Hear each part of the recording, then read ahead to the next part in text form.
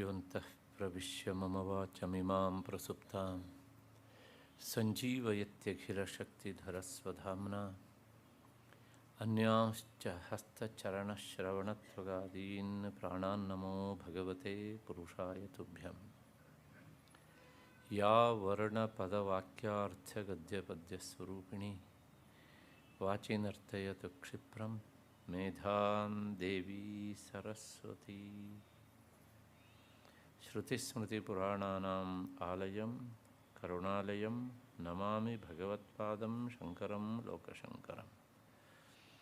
सिन्दूरारुणविग्रहां त्रिनयनां माणिक्यमौलिस्फुरत् तारानायकशेखरां स्मितमुखीम् आपीनवक्षोरुहां पाणिभ्याम् अलिपूर्णरत्नचषकं रक्तोत्पलं बिभ्रतीं सौम्यां रत्नघटस्थरक्तचरणां ध्यायेत् परामम्बिकाम्। दृशाद्राघीयस्या धरदलितनीलोत्पलरुचा दवीयांसं दीनं स्नपय कृपया मामपि शिवे। अनेनायं धन्यो भवति न च ते हानिर्यतः वने वा हर्म्ये वा समकरनिपातो हिमकरः। वने वा हर्म्ये वा समकरनिपातो हिमकरः।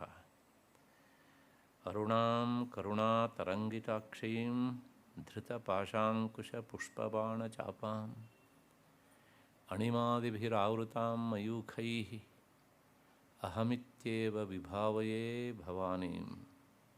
अहमित्येव विभावये भवानीम्। ನನ್ನ ವೇದಾಂತ ಬಂಧುಗಳೇ, ಎಲ್ಲ ಹಿರಿಯರೇ, ನನ್ನ ಮತ್ತು ನಿಮ್ಮೆಲ್ಲರ ಹೃನ್ಮಂದಿರವನ್ನು ಬೆಳಗ್ತಾ ಇರುವಂತಹ ಶ್ರೀವಿದ್ಯಾ ಎನ್ನುವಂತಹ ಆ ಮಹಾಚೈತನ್ಯ ಸ್ವರೂಪಿಣಿಗೆ ಅನಂತ ಪ್ರಣಾಮಗಳನ್ನು ಸಲ್ಲಿಸಿ ಈ ದಿನದ ಚಿಂತನೆಗೆ ಮುಂದಾಗ್ತಾ ಇದ್ದೇನೆ. ನಿನ್ನೆ ದಿವಸ ನಾವು 183ನೇ ನಾಮದ ಚಿಂತನೆಯನ್ನು ಮಾಡ್ತಾ ಇದ್ವಿ.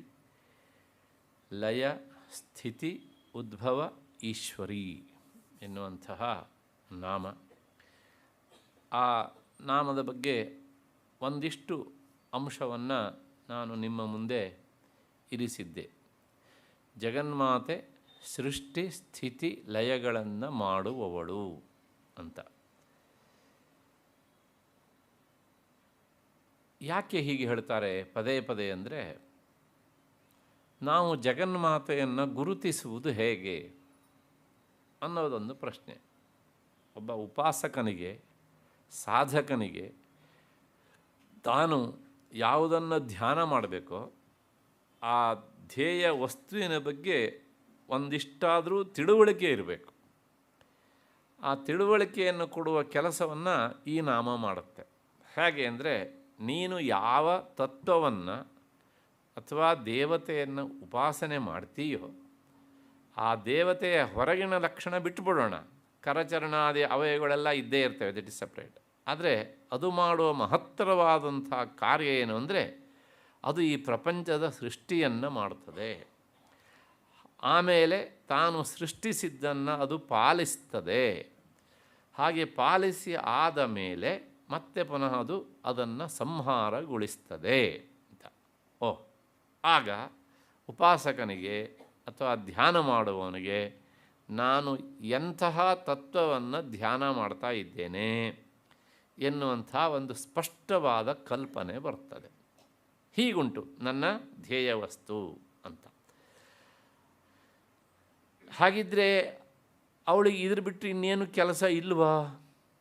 ಇದಿಷ್ಟೇ ಕೆಲಸನ ಅಂತಂದರೆ ಇಲ್ಲ. ಇದು ನಿನಗೆ ಆ ತತ್ವದ ಬಗ್ಗೆ ಒಂದು ಸಾಮಾನ್ಯ ತಿಳುವಳಿಕೆ ಬರಲಿ ಅಂತ ಹೇಳಿದ್ದು. ಇದೇ ಅವಳ ಅಂತಿಮವಾದ ಲಕ್ಷಣ ಅಲ್ಲ, ಇದು ಅವಳ ತಟಸ್ಥ ಲಕ್ಷಣ. ಹಿಂದೆ ಬಂದಿತ್ತು ಇದೊಂದು ಸಲ, ಒಂದು ಸಲ ಏನೋ ಅನೇಕ ಸಲ ಬಂದಿದೆ ಹೀಗೆ ಅಂತ. ಹಾಗಾಗಿ ಈ ತಟಸ್ಥ ಲಕ್ಷಣವನ್ನು ಇಟ್ಟುಕೊಂಡು ನೀನು ಆಕೆಯ ಕಾರ್ಯವನ್ನು, ಅವಳು ಏನು ಮಾಡ್ತಾಳೆ ಎನ್ನುವಂತಹ ಕೆಲಸವನ್ನು ನೀನು ಧ್ಯಾನ ಮಾಡಬಹುದು ಅಂತ. ಹಾಗಿದ್ರೆ ಇದಿಷ್ಟೇನಾ ಅಂತ ನಾನು ಪ್ರಶ್ನೆ ಕೇಳಿದ್ದೆ. ಅಲ್ಲ, ಅವಳ ನಿಜವಾದ ಲಕ್ಷಣ ಹೇಗೆ ಕೇಳಿದರೆ ಅವಳು ಏನನ್ನೂ ಮಾಡುವುದಿಲ್ಲ. ನಿರ್ಗುಣ, ನಿರಾಕಾರ, ನಿಷ್ಕ್ರಿಯ. ಹಾಗಿದ್ರೆ ಈ ತಟಸ್ಥ ಲಕ್ಷಣ ಯಾಕೆ ಹೇಳಿದ್ರಿ ಅಂತಂದರೆ, ಅದೇ ಉಪಾಸಕನಾದವನಿಗೆ ಧ್ಯಾನ ಮಾಡೋದಕ್ಕೆ ಅನುಕೂಲ ಆಗಲಿ ಅಂಥೇಳಿ ಆ ನಿರ್ಗುಣ, ನಿರಾಕಾರ, ನಿಷ್ಕ್ರಿಯವಾದ ವಸ್ತುವಿನಲ್ಲಿ ಇದನ್ನೆಲ್ಲ ಕೆಲಸಗಳನ್ನು, ಕಾರ್ಯಗಳನ್ನು ಅವಳು ಮಾಡ್ತಾಳೆ ಅಂಥೇಳಿ ಈ ಕ್ರಿಯೆಗಳನ್ನು ಅವಳಲ್ಲಿ ಆರೋಪ ಮಾಡಿ ನಾವು ತಿಳಿಸೋದಕ್ಕೋಸ್ಕರ ಹೇಳಿದ್ದೇವೆ. ಇದು ಆರೋಪಿತವಾದಂಥದ್ದು, ವಾಸ್ತವಿಕವಾದದ್ದು ಅಲ್ಲ. ಹಾಗಿದ್ರೆ ಆರೋಪಿತವಾದದ್ದನ್ನಾರು ಯಾಕೆ ಹೇಳಬೇಕು ಅಂದರೆ, ಇದನ್ನು ಹೇಳದೇ ಇದ್ದರೆ ಗೊತ್ತೇ ಆಗೋದಿಲ್ಲ ಅವನು ಏನು ಮಾಡ್ತಾನೆ ಅಥವಾ ಅವಳು ಏನು ಮಾಡ್ತಾಳೆ ಅಂತ. ನಮ್ಮಲ್ಲಿ ಜನರ ಕುತೂಹಲವೇ ಹಾಗೆ. ಮಕ್ಕಳು ಅಂದ ತಕ್ಷಣ ಎಷ್ಟು ಜನ ಮಕ್ಕಳು ಸರಿ ಏನು ಮಾಡ್ತಾರೆ, ಎರಡನೇ ಪ್ರಶ್ನೆಯೇ ಅದು. ನೀವೇನು ಮಾಡ್ತೀರಿ? ನಾನು ಏನೂ ಮಾಡೋದಿಲ್ಲ. ಏನೂ ಮಾಡೋದಿಲ್ಲ, ಇಲ್ಲ ಊಟ ಮಾಡ್ತೇನೆ, ಮತ್ತು ತಿಂಡಿ ತಿಂತೇನೆ, ನಿದ್ದೆ ಮಾಡ್ತೇನೆ, ಸಾಧ್ಯ ಆದರೆ ವಾಕ್ ಮಾಡ್ತೇನೆ, ಮೊಬೈಲ್ ಕಾಲ್ ಬಂದರೆ ಸ್ವೀಕಾರ ಮಾಡ್ತೇನೆ. ಇದೆಲ್ಲ ಏನು ಹೇಳುತ್ತೆ, ಈ ವ್ಯಕ್ತಿ ಏನು ಮಾಡ್ತಾನೆ ಅನ್ನೋದನ್ನು ಹೇಳ್ತವೆ ಅಲ್ವಾ? ಹಾಗೆಯೇ ನಮ್ಮ ಧ್ಯೇಯ ವಸ್ತು ಏನು ಮಾಡುತ್ತೆ ಅನ್ನೋದು ಧ್ಯಾನಿಸುವವನಿಗೆ ಗೊತ್ತಿರಬೇಕೋ ಬೇಡವಾ? ಗೊತ್ತಿರಬೇಕು. ಅದು ಗೊತ್ತಾದ ಮೇಲೆ ಮತ್ತು ಅದನ್ನೇ ಹೇಳ್ತಾ ಇದ್ದು ಚಂದ ಅಲ್ಲ, ಅದನ್ನೆಲ್ಲ ಬಿಟ್ಟಾಕ್ಬಿಡು. ಹಾಗಿದ್ರೆ ಅದು ಏನು ಮಾಡುತ್ತೆ? ಏನೂ ಮಾಡೋಲ್ಲ. ಅದು ತಟಸ್ಥ. ಯಾಕೆ ಕೇಳಿದರೆ ಅದು ಎಲ್ಲದಕ್ಕೂ ಸಾಕ್ಷಿ, ಅದು ಚೇತನ. ಅಷ್ಟೇ ಮುಗಿದಾಯ್ತು. ಅದು ನನ್ನ ಸ್ವರೂಪ, ಅದೇ ನನ್ನ ಸ್ವರೂಪ, ಅಲ್ಲಿಗೆ ಹೋಗಿ ನಿಲ್ಲಬೇಕು. ಹೀಗೆ ಇದೆಲ್ಲ ಹೇಳ್ತಾ ಇರೋದು ಯಾರಿಗೋಸ್ಕರ? ನಮಗೋಸ್ಕರ ಅಷ್ಟೇ. ನಾನು ಉದಾಹರಣೆ ಕೊಡ್ತೀನಿ ಅದಕ್ಕೋಸ್ಕರ. ಈ ತಟಸ್ಥ ಲಕ್ಷಣರು ಯಾಕೆ ಬೇಕು ಅಂತಂದರೆ, ಅದು ಗೊತ್ತಾಗೋದಿಲ್ಲ, ತಲೆ ಚೆಚ್ಚುಕೊಳ್ಳೋ ಕೆಲಸ ಆಗಿಬಿಡುತ್ತೆ ಬರೇ ನಿರ್ಗುಣವನ್ನು ಅಷ್ಟೇ ಹೇಳ್ತಾ ಹೋದರೆ. ಅದೇ ಈ IT-BT ಕಟ್ಟಡಗಳಿರ್ತಾವಲ್ಲ, ಕನ್ನಡಿ ಕಟ್ಟಡ ಅಲ್ವಾ, ಅಲ್ಲಿ ಗೇಟಲ್ಲಿರುತ್ತೆ ಅಂತಲೇ ಗೊತ್ತಾಗೋದಿಲ್ಲ, ಡೋರು. ಯಾಕೆಂದರೆ ಗೋಡೆನೂ ಕನ್ನಡಿ, ಆಮೇಲೆ ಆ ಬಾಗಿಲು ಕನ್ನಡಿ.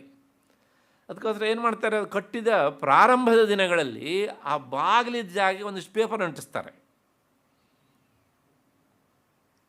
ಪೇಪರ್ ಯಾಕೆ ಅಂಟಿಸ್ಬೇಕು? ಇಲ್ಲಿ ಡೋರ್ ಇದೆ, ನೀನು ಬೇರೆ ಕಡೆ ಹಾಗೇನೆ ನೀನು ಇಲ್ಲಿ ಬಂದರೆ ಒಳಗಡೆಗೆ, ಅಂದರೆ ಇಲ್ಲಿ ಹಾಗೇನೆ ನೀನು ಅಂಟಿಸದೇ ಇದ್ದರೆ ನೀನು ಇಲ್ಲಿ ಹಾಗೆ ಅಲ್ಲೂ ಗ್ಲಾಸೇ ಅಂತ ಅಂದ್ಕೊಂಡು ತಲೆ ಚೆಚ್ಕೊಳ್ತೀಯ ನೀನು. ಆಗದೇ ಇಲ್ಲಿ ಅಂಥೇಳಿ ಈ ಕಡೆಗೆ ನೀನು ಮುಖ ಮಾಡಿ ಇಲ್ಲಿ ಬಾ, ಎಲ್ಲಿ ಪೇಪರ್ ಇದೆಯೋ, ಯಾವ ಭಾಗಕ್ಕೆ ಪೇಪರ್ ಅಂಟಿಸಿದಾರೋ ಅಲ್ಲಿ ಡೋರ್ ಇದೆ, ನೀನು ಎಂಟ್ರ್ ಆಗು. ಒಂದು 15-20 ದಿವಸ, ಒಂದು ತಿಂಗಳ ಬೇಡ, 2 ತಿಂಗಳ, ಆಮೇಲೆ ಪೇಪರ್ ಕಿತ್ತಾಕ್ಬಿಡು. ಆಗೇನಾಗುತ್ತೆ? ಅವಶ್ಯಕತೆ ಇಲ್ಲ ನಮಗೆ. ಅದು ಇಲ್ಲದಿದ್ರೂ ಸಹ ಅಭ್ಯಾಸ ಆಗಿರುತ್ತೆ, ಸೀದಾ ಒಳಗಡೆಗೆ ಹೋಗಬಹುದು. ಹಾಗೆಯೇ ಇದು ತಟಸ್ಥ ಲಕ್ಷಣ ಅನ್ನು ಹೇಳುವಂತಹ ನಾಮ.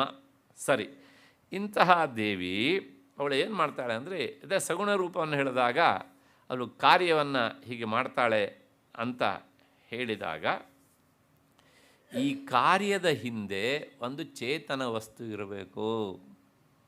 ಶಬ್ದ ಉಂಟು, ತಾಸಾಂ ಕ್ರಿಯಾಣಾಂ ಅಚೇತನ ಕಾರ್ಯತ್ವ ಅಯೋಗೇನ ಘಟಾಧಿಕಾರಿಯೇ ಚೇತನಸ್ಯ ನಿಮಿತ್ತತ್ವಾತ್. ಈ ಪ್ರಪಂಚವೊಂದು ಜಡ, ಸೃಷ್ಟಿ ಸ್ಥಿತಿ ಲಯ ಮಾಡುತ್ತೆ ಅಂತ ಹೇಳಿದ್ರಲ್ಲ, ಹಾಗಿದ್ರೆ ಈ ಜಡವಾದಂತಹ ವಸ್ತುವಿನ ಹಿಂದೆ ಕಾರಣವಾದದ್ದು ಜಡವೋ ಅಥವಾ ಚೇತನವೋ ಅಂತ. ಈ ಪ್ರಶ್ನೆಲ್ಲ ಯಾಕೆ ಹೇಳ್ತಾರೆ ಅಂದರೆ, ಸಾಂಖ್ಯರು ಅಂತ ಒಂದು ಶಾಸ್ತ್ರದ ಗುಂಪಿನವರಿದ್ದಾರೆ. ಅವರಿದ್ದೊಂದು ಲಾಜಿಕ್ ಉಂಟು. ಏನು ಅಂದರೆ, ಈ ಪ್ರಪಂಚ ಜಡ, ಜಡವಾದ ಪ್ರಪಂಚಕ್ಕೆ ಕಾರಣವಾದದ್ದು ಕೂಡ ಜಡವೇ ಆಗಿರಬೇಕು. ಸರಿಯಾಗಿದೆ ಅಂತ ಅನಿಸುತ್ತೆ ಮೇಲ್ನೋಟಕ್ಕೆ ಅಲ್ವಾ? ಆಮೇಲೆ ಅವರು ಅದಕ್ಕೆ ಸಮರ್ಥನೆಗೆ ಒಂದಿಷ್ಟು ಕೊಡ್ತಾರೆ ಉತ್ತರವನ್ನು ಸಹ.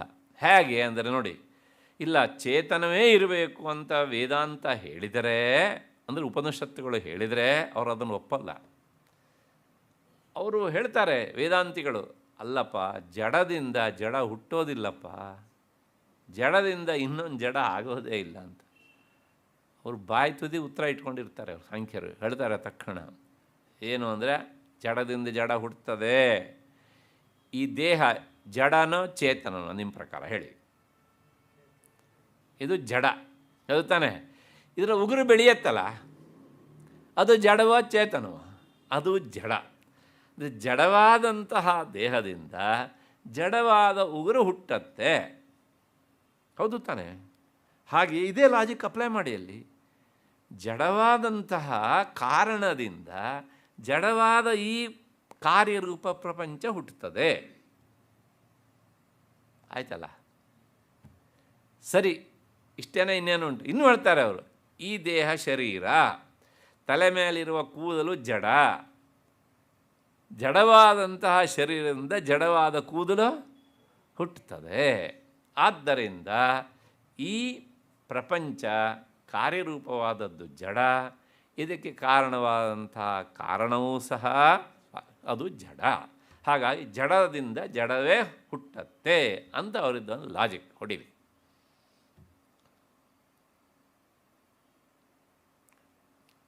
ಭಾಳ ಸಮಸ್ಯೆ ಆಯ್ತಲ್ಲ ಉಪನಿಷತ್ವಾದಿಗಳಿಗೆ, ವೇದಾಂತಿಗಳಿಗೆ. ಆಗ ಉಪನಿಷತ್ತು ಹೇಳುತ್ತೆ, ವೇದಾಂತ ಹೇಳುತ್ತೆ, ಇಲ್ಲಪ್ಪ, ಜಡದಿಂದ ಜಡ ಹುಟ್ಟೋದಿಲ್ಲ. ಅದು ಕೊಟ್ಟನಲ್ರಿ ಉದಾಹರಣೆನ ಅಂದರೆ, ನೀವು ಉದಾಹರಣೆ ಕೊಟ್ಟಿದೆಯೇ, ನಿನ್ನ ಉದಾಹರಣೆಯಲ್ಲಿ ತಪ್ಪನ್ನು ತೋರಿಸ್ತೇನೆ ನೋಡಿ ಈಗ ಅಂತ ಆಗಿದೆ. ಜಡದಿಂದ ಜಡ ಹುಟ್ಟತ್ತೆ ಅಲ್ವಾ? ನೀನೇ ಹೇಳಿದೆ, ನಿಂದೇ ಉದಾಹರಣೆ. ದೇಹ ಜಡ, ನಾವು ಒಪ್ಕೊಬಿಟ್ಟಿದ್ದೇವೆ ಅದನ್ನು. ಉಗುರು ಜಡ, ಆದರೆ ಜಡವಾದ ದೇಹದಿಂದ ಉಗುರು ಹುಟ್ಟೋದಿಲ್ಲ. ಅದಕ್ಕೊಂದು ಚೇತನದ ಸಂಪರ್ಕ ಇದ್ದರೆ ಮಾತ್ರ ಅದು ಹುಟ್ಟತ್ತೆ. ನೀನು ಹೇಳ್ದಂಗೆ ಜಡವಾದ ದೇಹದಿಂದ ಜಡವಾದ ಉಗುರು ಹುಟ್ಟತ್ತೆ, ಬೆಳೆಯುತ್ತೆ ಅಂತ ಆದರೆ ಒಂದು ಡೆಡ್ ಬಾಡಿದೊಂದು ಇಟ್ಕೊಳ್ಳೋಣ 2 ತಿಂಗಳ, ಉಗುರು ಬೆಳೆಯತ್ತಾ? ಕೂದಲು ಬೆಳೆಯುತ್ತಾ? ಇಲ್ಲ ಅಲ್ವಾ? ಹಾಗಾಗಿ ಜಡದಿಂದ ಜಡ ಹುಟ್ಟೋದಿಲ್ಲ, ಜಡ ಬೆಳೆಯೋದಿಲ್ಲ. ಎಲ್ಲೆಲ್ಲಿ ಈ ಹುಟ್ಟುವಿಕೆಯ ಬೆಳವಣಿಗೆ ಅನ್ನೋದುಂಟೋ ಅದಕ್ಕೆ ಒಂದು ಚೇತನದ ಸಂಪರ್ಕ ಇರಲೇಬೇಕು, ಅಷ್ಟೇ, ಮುಗಿದು ಹೋಯಿತು.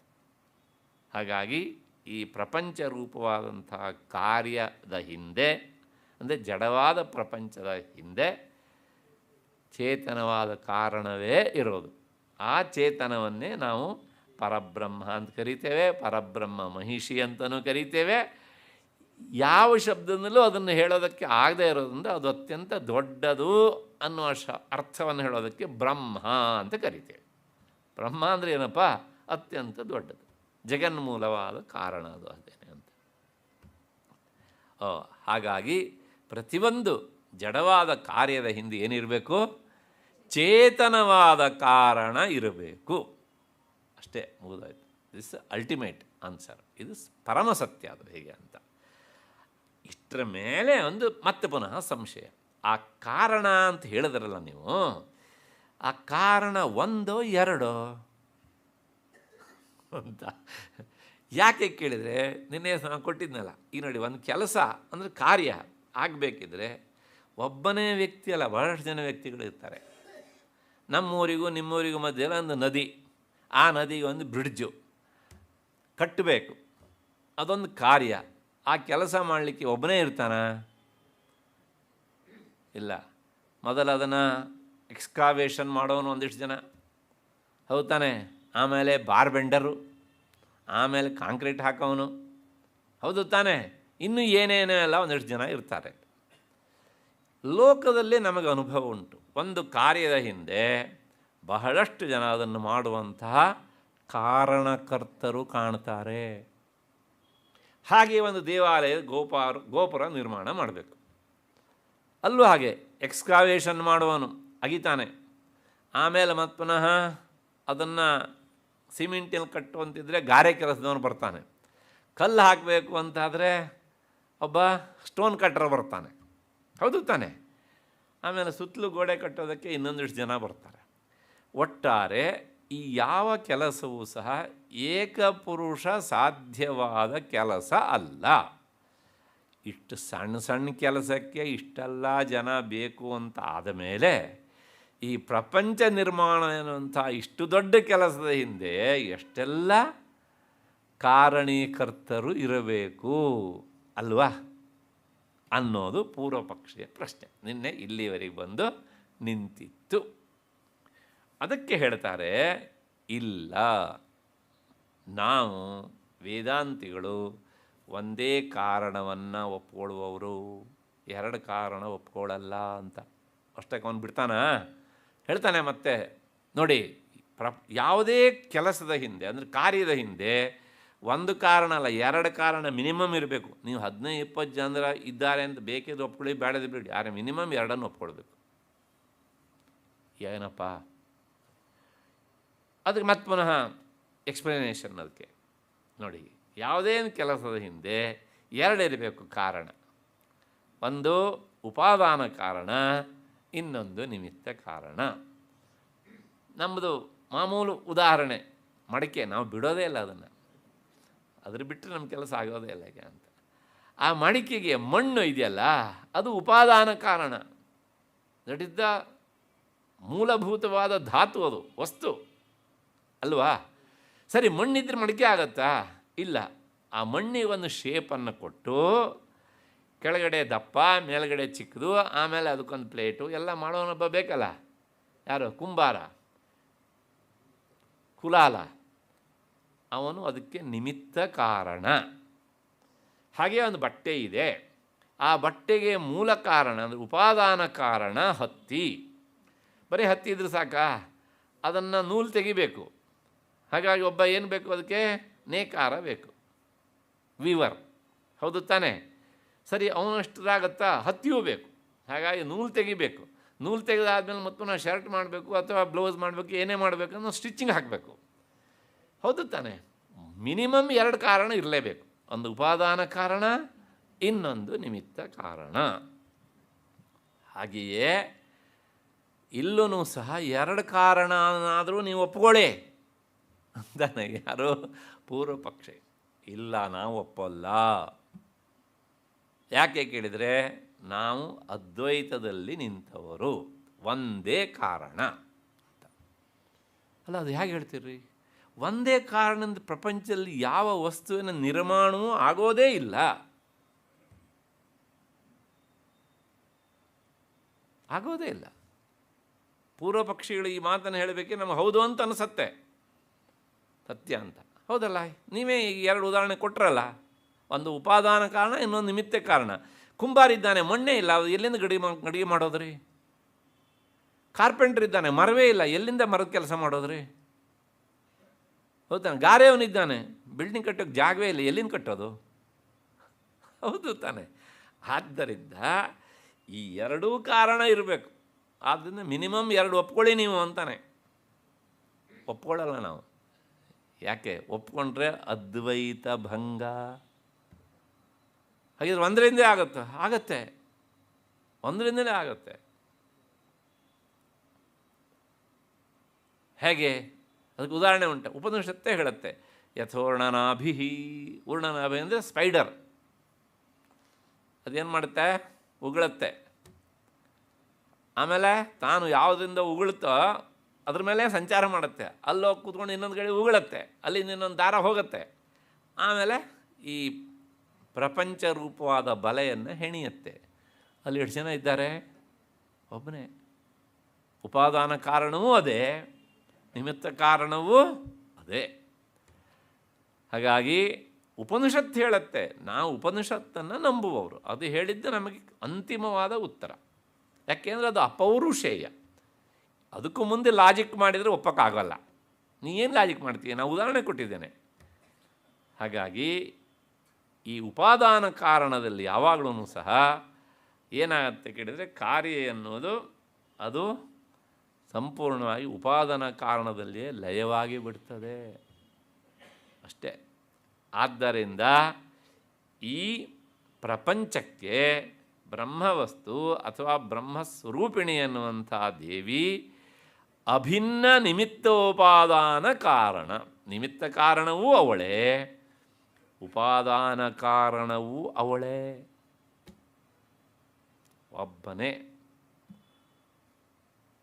ಅಲ್ಲ, ಆಗಲಿಂದ ಹೇಳ್ತಾ ಇದ್ದೇನೆ, ನಾ ಹೇಳಿದ್ದು ಒಂದು ಒಪ್ಕೊಳ್ತಾ ಇಲ್ವಲ್ರಿ ಅಂತ ಅವನು ಕೇಳಿದರೆ, ಒಪ್ಕೊಳ್ಳೋಗಂಥ ವಿಷಯ ಹೇಳಿದ್ರೆ ಒಪ್ಕೊಳ್ಳೋದು, ಅಲ್ಲದ್ರೆ ಆಗೋದಿಲ್ಲ ಅಷ್ಟೇ. ಹಾಗಾಗಿ ಬಹಳಷ್ಟು ಕಾರಣಗಳೂ ಇಲ್ಲ, ದೇವಿ ಒಬ್ಬಳೇ ಅದಕ್ಕೆ ನಿಮಿತ್ತ ಕಾರಣಗಳು. ಮಾತುಗಳು. ಅದು ಹೇಗೆ ಹೇಳ್ತೀರಿ ಅಂದರೆ ಇಲ್ಲಿ ಉಪನಿಷತ್ತು ಹೇಳುತ್ತೆ, ಯತೋ ವಾ ಇಮಾನಿ ಭೂತಾನಿ ಜಾಯಂತೆ ಯೇನ ಜಾತಾನಿ ಜೀವಂತಿ ಯತ್ ಪ್ರಯಂತ್ಯಭಿಸಂವಿಶಂತೀತಿ ತದ್ವಿಜಿಜ್ಞಾಸಸ್ವ ತದ್ಬ್ರಹ್ಮ. ಯತಃ ಅಂತ ಉಪನಿಷತ್ತು, ತೈತ್ರಿಯ ಉಪನಿಷತ್ತು. ಅಲ್ಲಿ ಏನುಂಟು ಕೇಳಿದ್ರೆ ಯತಃ ಅನ್ನೋದು ಪಂಚಮಿ ವಿಭಕ್ತಿ, ಏಕವಚನ. ಅಲ್ಲಿ ಉಪನಿಷತ್ತಿನಲ್ಲಿ ಏನಾದರೂ ಏಭ್ಯ ಅಂತ ಬಹುವಚನ ಇದ್ದಿದ್ರೆ ನಿನ್ನ ಮಾತಿಗೆ ಒಂದಿಷ್ಟು ಬೆಲೆ ಬರ್ತಿತ್ತು. ಅಲ್ಲಿ ಏನುಂಟು, ಅಲ್ಲಿ ಯಸ್ಮಾತ್ ಎನ್ನುವ ಅರ್ಥದೊಳಗೆ ಉಪನಿಷತ್ತು ಯತಃ ಅಂತ ಪಂಚಮಿ ವಿಭಕ್ತಿಯಲ್ಲಿ ಹೇಳಿದೆ, ಏಕವಚನ ಉಂಟು. ನೋಡಿ, ಯಾವುದರಿಂದ ಈ ಪ್ರಪಂಚ, ಯಾವುಗಳಿಂದ ಅಂತಿಲ್ಲ. ಯಾವುಗಳಿಂದ ಅಂದರೆ ಬಹುವಚನ ಆಗ್ತಿತ್ತು, ಯಾವುದರಿಂದ ಅಂದರೆ ಏಕವಚನ. ಈ ಪ್ರಪಂಚ ನಿರ್ಮಾಣ ಆಗಿದೆಯೋ ಅಲ್ಲ, ಉಪನಿಷತ್ತು ಎಲ್ಲೋ ವ್ಯತ್ಯಾಸ ಆಗಿರಬೇಕು, ಮೊದಲೇ ಅದು ಅಪೌರುಷ. ನೀ ಹಾಗೆ ಹೇಳೋಕ್ಕಾಗಲ್ಲ. ಯಾಕೆ ನೆಕ್ಸ್ಟ್ ಸೆಂಟೆನ್ಸ್ ಏನುಂಟು ಅಲ್ಲಿ, ಯೇನ ಜಾತಾನಿ ಜೀವಂತಿ ಯಹ ಯೌ ಯೇ ಯಂ ಯೌ ಯಾನ್ ಯೇನ, ಮತ್ತು ಪುನಃ ಅಗೇನು ತೃತೀಯ ವಿಭಕ್ತಿ ಏಕವಚನ. ಅರಳು ಮರಳಾದದ್ದು ನಿನಗೆ, ಉಪನಿಷತ್ತಿಗಲ್ಲ. ಹಾಗಾಗಿ ಏನ ಅನ್ನೋದು ಮತ್ತು ಪುನಃ ಏಕವಚನ. ಹಾಗಾಗಿ ಮತ್ತು ಪುನಃ ಉಪನಿಷತ್ತು ಅಲ್ಲೂ ಸಹ ಏನು ಹೇಳುತ್ತೆ, ಏಕವಚನವನ್ನು ಹೇಳುತ್ತೆ, ಒಬ್ಬನೇ ಕಾರಣ ಪುರುಷ, ಸೊ ಒಬ್ಬಳೇ ದೇವಿ ಅಂತ. ಮತ್ತು ಲಯ ಆಗಬೇಕಿದ್ರೆ ಅಲ್ಲೂ ಸಹ ಯತ್ ಯಸ್ಮಿನ್ ಅಂತ, ಯಾವುದರಲ್ಲಿ, ಯಾವುಗಳಲ್ಲಿ ಅಂತಿಲ್ಲ. ಹಾಗಾಗಿ ನೀನು ಹೇಳಿದೆ ಅಲ್ಲ, ಗೋಪುರ ಕಟ್ಟೋದಕ್ಕೆ ಭಾಳಷ್ಟು ಜನ, ಬ್ರಿಡ್ಜ್ ಕಟ್ಟೋದಕ್ಕೆ ಹಲವಾರು ಜನ, ಬಿಲ್ಡಿಂಗ್ ಕಟ್ಟೋದಕ್ಕೆ ಮತ್ತೆಷ್ಟು ಜನ ಅಂತ. ಈ ನಿಯಮ ಇಲ್ಲಿ ಅಪ್ಲೈ ಆಗೋಲ್ಲ. ಒಬ್ಬನೇ ಕಾರಣ ಪುರುಷ. ಪುಲ್ಲಿಂಗದಲ್ಲಾದರೂ ಹೇಳಿ, ಸ್ತ್ರೀಲಿಂಗದಲ್ಲಾದರೂ ಹೇಳಿ, ನಪುಂಸಕಲಿಂಗದಲ್ಲಾದರೂ ಹೇಳಿ. ಪುಲ್ಲಿಂಗದ ಹೇಳಿದರೆ ಪರಮಾತ್ಮ, ಸ್ತ್ರೀಲಿಂಗದ ಹೇಳಿದರೆ ಜಗನ್ಮಾತೆ, ನಪುಂಸಕಲಿಂಗದ ಹೇಳಿದರೆ ಬ್ರಹ್ಮ. ಅಷ್ಟೇ, ಮುಗಿದೋಯ್ತು. ಆದ್ದರಿಂದ ಒಂದೇ ಒಂದು ಕಾರಣ ವಸ್ತು ಇದೆಯೇ ಅಷ್ಟೇ ಹೊರತು ಸಹ ಮತ್ತೆ ಅನೇಕ ಕಾರಣಗಳು ಇಲ್ಲ ಅಂತ. ಅದರಿಂದ ಇದು ಆಗಿದೆ ಅಂತ ಹೇಳೋದಕ್ಕೋಸ್ಕರ ಇಲ್ಲಿ ಪಂಚಮಿ ವಿಭಕ್ತಿಯನ್ನು ತಿಳಿಸಿದ್ದಾರೆ, ಸೂಚಿಸಿದ್ದಾರೆ. ವ್ಯಾಕರಣದ ವಿಷಯ ಬರುತ್ತೆ. ಹಾಗಾಗಿ ಆ ಪಂಚಮಿ ವಿಭಕ್ತಿ ಹೇಳುತ್ತೆ. ಇದು ಮತ್ತೆ ತಟಸ್ಥ ಲಕ್ಷಣ. ತಟಸ್ಥ ಲಕ್ಷಣ ಅರ್ಥ ಮಾಡಲಿಕ್ಕೆ ಹೇಳಿದ್ದೆ ನಾನು ಉದಾಹರಣೆನ, ಮನೆ ಮೇಲೆ ಕಾಕಿ ಕೂತಿದ್ದಾನೆ, ಮರಿಬೇಡಿ ಅದನ್ನು. ವೇದಾಂತ ಉಪನ್ಯಾಸ ಮಾಡುವವರಿಗೆ ನಮಗೆ ಕಾಗೆನೂ ಬೇಕು, ಮಡಿಕೆನೂ ಬೇಕು, ಕುಂಬಾರನೂ ಬೇಕು. ಆದರೆ ನಾವು ಮಾತ್ರ ಕುಂಬಾರ ಆಗಬಾರ್ದು ಕೇಳಬೇಕಿದ್ರೆ. ಹೀಗೆ ಇದೆಲ್ಲದೂ ಬೇಕು. ಅರ್ಥ ಮಾಡಿಸೋದಕ್ಕೆ ಎಲ್ಲ ಮಾಧ್ಯಮಗಳು ಸಹ ನಮಗೆ ಅನಿವಾರ್ಯ. ಅಷ್ಟು ಹಿನ್ನೆಲೆಯಲ್ಲಿ ಅಲ್ಲ. ಮತ್ತು ನೀವು ಮೊದಲು ಲಯ ಅಂತ ಹೇಳಿದ್ರಲ್ಲ, ಯಾಕೆ ಹೇಳಿದ್ರಿ ಲಯ ಅಂತ ಯಾಕೆ ಹೇಳಿದ್ರಿ? ಸೃಷ್ಟಿ ಆದಮೇಲೆ ಅಲ್ವಾ ಸ್ಥಿತಿ ಆದಮೇಲೆ ಅಲ್ವಾ ಲಯ ಅಂತಂದರೆ, ಆಗ ಅದಕ್ಕೊಂದು ಉತ್ತರ ಹೇಳ್ತಾರೆ. ಯಾಕೆ ಲಯವನ್ನು ಮೊದಲು ಹೇಳಿದ್ವಿ ಅಂದರೆ, ನೋಡಿ ಹೇಳ್ತಾರೆ, ಆದವು ಲಯ ಶಬ್ದ ಉಪಾದಾನೇನ ಅನಾದಿತ್ವಂ ಪ್ರಪಂಚಸ್ಯ ಸೂಚಿತಂ. ಈ ಪ್ರಪಂಚ ಯಾವಾಗ ನಿರ್ಮಾಣ ಆಯಿತು ಅಂತ ಯಾರಿಗೂ ಗೊತ್ತಿಲ್ಲ. ಯಾರೋ ಕೆಲವು ಜನ ಹೇಳ್ತಾರೆ, ಅವರು ಏನೋ ಬಿಗ್ ಬ್ಯಾಂಗ್ ಥಿಯರಿ ಅಂತ ಇದ್ದಕ್ಕಿದ್ದಾಗೆ ಡಬ್ ಅಂತ ಹುಟ್ಬಿಡ್ತಂತೆ ಅಂತ. ಇವನು ನೋಡ್ದ, ಒಪ್ಕೊಬೋಣ, ಕೇಳೋಕೆ ತುಂಬ ಚೆನ್ನಾಗಿರುತ್ತೆ ಇದೆಲ್ಲ. ನೀನು ನೋಡಿದೆಯಲ್ಲ ನೀನು, ಸರಿ ನೀ ಯಾವಾಗ ಹುಟ್ಟಿದೆ ಹೇಳು ಮೊದಲು. ಅದನ್ನು ನೋಡಬೇಕು ಅಂತಾದರೆ ಆ ಕ್ರಿಯೆಯನ್ನು ನೋಡೋಕ್ಕಿಂತ ಮೊದಲು ಇವನು ಇರಬೇಕೋ ಬೇಡವಾ? ಹಾಗೆ ಇವನು ಡೇಟ್ ಆಫ್ ಬರ್ತ್ ಯಾವಾಗ? ಕೇಳೋದಕ್ಕೆ ಚೆನ್ನಾಗಿರುತ್ತೆ ಇದೆಲ್ಲ. ಈ ಚೆನ್ನಾಗಿರೋ ಮಾತುಗಳನ್ನ ಕೇಳಿಕೊಂಡೆ ನಮ್ಮವ್ರು ಮರಳಾಗೋದು. ಅವನು ಕೊಟ್ಟು ಪುಸ್ತಕ ತಗೊಳ್ಳೋದು, ಆಮೇಲೆ ಓದೋದು, ಆಮೇಲೆ ಕತ್ತಿ ಬೇರೆ ಹೆಂಗೆ ತುಗಾಕ್ಸ್ಕೊಳ್ಳೋದು. ಒಂದಿಷ್ಟು ಜನ ಹೇಳಿರ್ತಾರೆ, ಅವರು ಬ್ರೈನ್ ವಾಶ್ ಮಾಡಿರ್ತಾರೆ, ನಮ್ಮವ್ರು ಕೇಳ್ತಾರೆ ಅದನ್ನು. ಆಮೇಲೆ ಮತ್ತೆ ಪುನರಾಯಾನ್ ಮಹಾಕಪಿಹಿ ಅಂತ. ಮತ್ತೆ ಎಲ್ಲಿಗೆ ಅಂದರೆ ಇಲ್ಲೇನೆ. ನಿನ್ನೆ ನನಗೊಂದು ಹೊಸ ಸುದ್ದಿ ಸಿಕ್ತು. ಒಂದು ಊರು, ಆ ಊರಲ್ಲಿ ಒಂದು ಜಗನ್ಮಾತೆಯ ಒಂದು ವನದುರ್ಗಾ ಮಂದಿರ, ಚೌಡೇಶ್ವರಿ ಅಂತ ಕರೀತಾರೆ ಅದನ್ನು. ಅಲ್ಲಿ ಹರಕೆ ಎಲ್ಲ ತುಂಬ ಜನ ಹೊತ್ಕೊಳ್ತಾರೆ. ಆ ಹರಕೆ ಹೊತ್ಕೊಳ್ಳೋರು ಯಾರು ಕೇಳಿದೆ 100ಕ್ಕೆ 80% ಜನ ಅವರೇ ತಗಲ್ಸ್ಕೊಂಡು ಬರೋರು.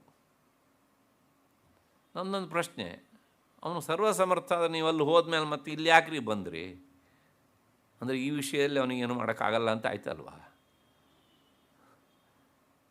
ನಾನು ಏನು ಹೇಳ್ತಾ ಇದ್ದೇನೆ ಅಂತ ಗೊತ್ತಾಗಿರಬೇಕು ನಿಮಗೆ. ಅವನಿಗೆ ಅಷ್ಟೆಲ್ಲ ಪವರ್ ಇದ್ದರೆ ಕಾಯಿಲೆ ವಾಸಿ ಮಾಡ್ತಾನಂತೆ, ಆಸ್ಪತ್ರೆ ಎಲ್ಲ ಮುಚ್ಚಿಬಿಡಿ.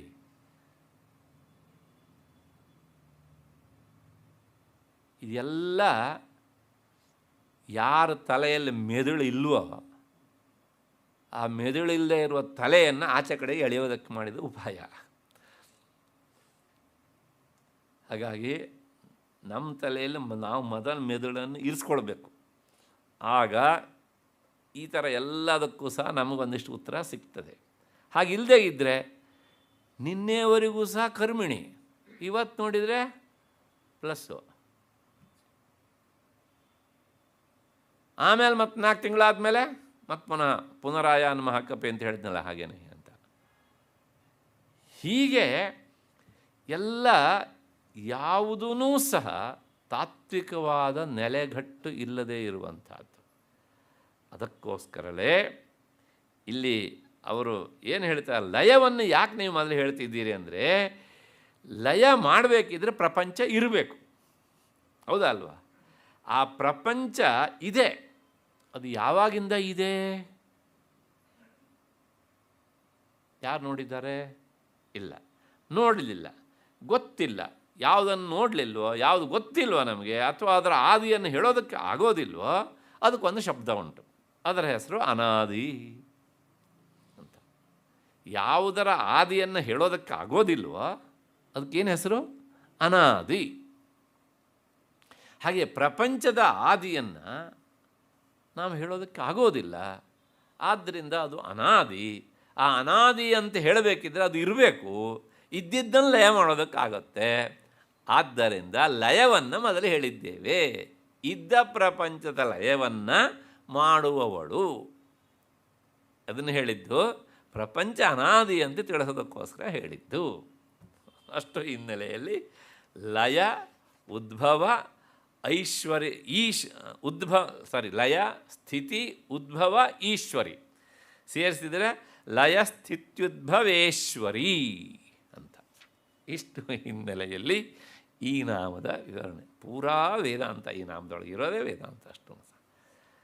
ಅದಾದಮೇಲೆ ಹೀಗೆ ಜಗತಃ ಲಯಶ್ಚ ಸ್ಥಿತಿಶ್ಚ ಉದ್ಭವಶ್ಚ ತೇಷಾಂ ಈಶ್ವರೀ ಕೂಟಸ್ಥ ಚೈತನ್ಯ ಮಾತ್ರ ಸಚ್ಚಿದಾನಂದಾತ್ ಅಂತ ಅದರ ವಿವರಣೆಯನ್ನು ಹೇಳ್ತಾ ಹೋಗ್ತಾರೆ. ಅವಳು ವಾಸ್ತವಿಕವಾಗಿ ಸಚ್ಚಿದಾನಂದ ಸ್ವರೂಪಳು, ಅಂದರೆ ನಿರ್ಗುಣ, ನಿರಾಕಾರ, ನಿಷ್ಕ್ರಿಯಳು ಅಂತ. ಇಷ್ಟು ಹಿನ್ನೆಲೆಯಲ್ಲಿ ಈ ನಾಮದ ವಿವರಣೆ ಆಯಿತು ಅಂದ್ಕೊಂಡು ಮುಂದಿನ ನಾಮಕ್ಕೆ ಹೋಗೋಣ. ಮುಂದಿನ ನಾಮ ಲಾಸ್ಯ ದರ್ಶನ ಸಂತುಷ್ಟ.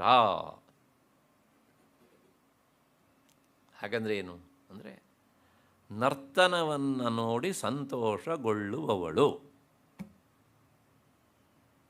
ಹೀಗೆ ಕೇಳಿದ ತಕ್ಷಣ ಈ ವಿಪರೀತ ಬುದ್ಧಿಯವರಿಗೆ ಒಂದು ಸಂಶಯ ಬರ್ತದೆ. ನರ್ತನವನ್ನು ನೋಡಿ ಸಂತೋಷಗೊಳ್ತಾಳೆ ಅಂತ ಆದರೆ ನರ್ತನ ನೋಡೋದಕ್ಕಿಂತ ಮೊದಲು ಅವಳಿಗೆ ಬೇಸರ ಆಗಿತ್ತಾ?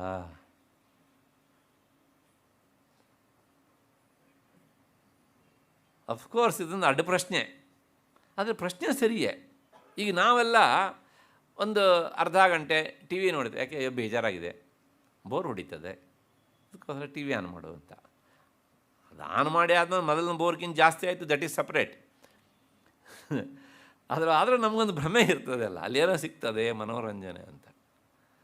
ಸರಿ, ಒಂದು 10 ನಿಮಿಷ ಸಂಗೀತ ಕೇಳೋಣ, ಯಾಕೆ ಬೇಜಾರಾಗಿತ್ತಪ್ಪ.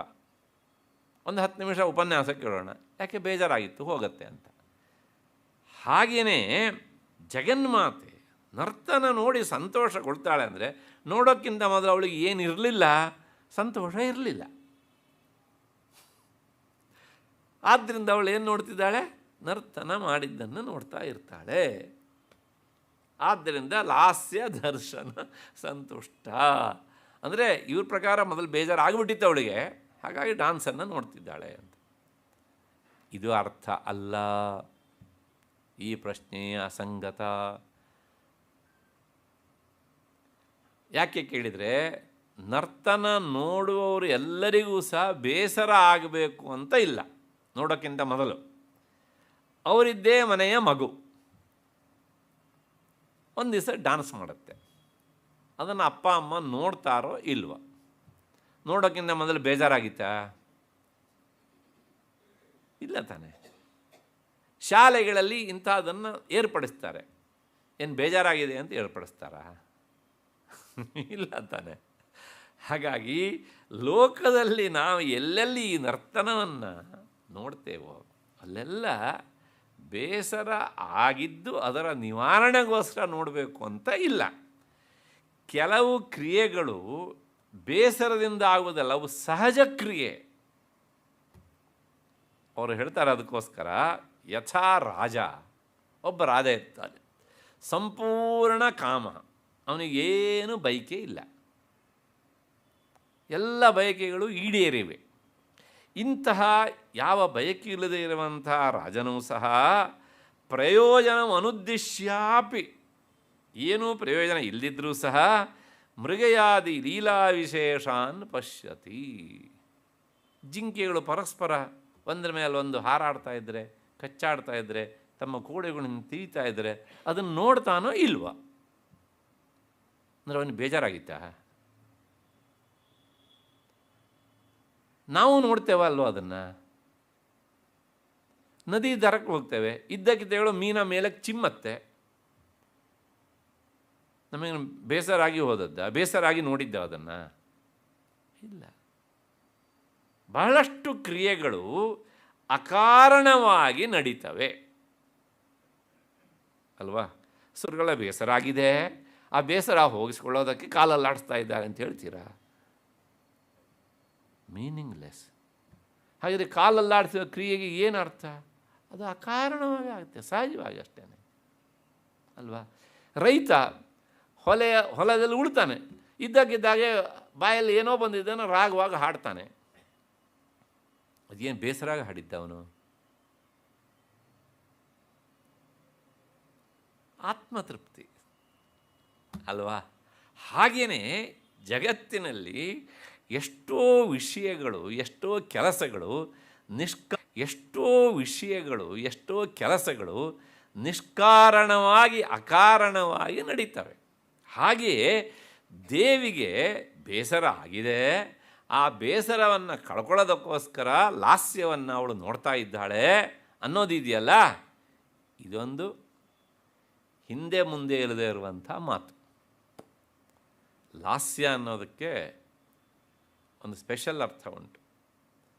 ನರ್ತನ ಬೇರೆ, ಲಾಸ್ಯ ಬೇರೆ, ಅಥವಾ ತಾಂಡವ ಬೇರೆ, ಲಾಸ್ಯ ಬೇರೆ.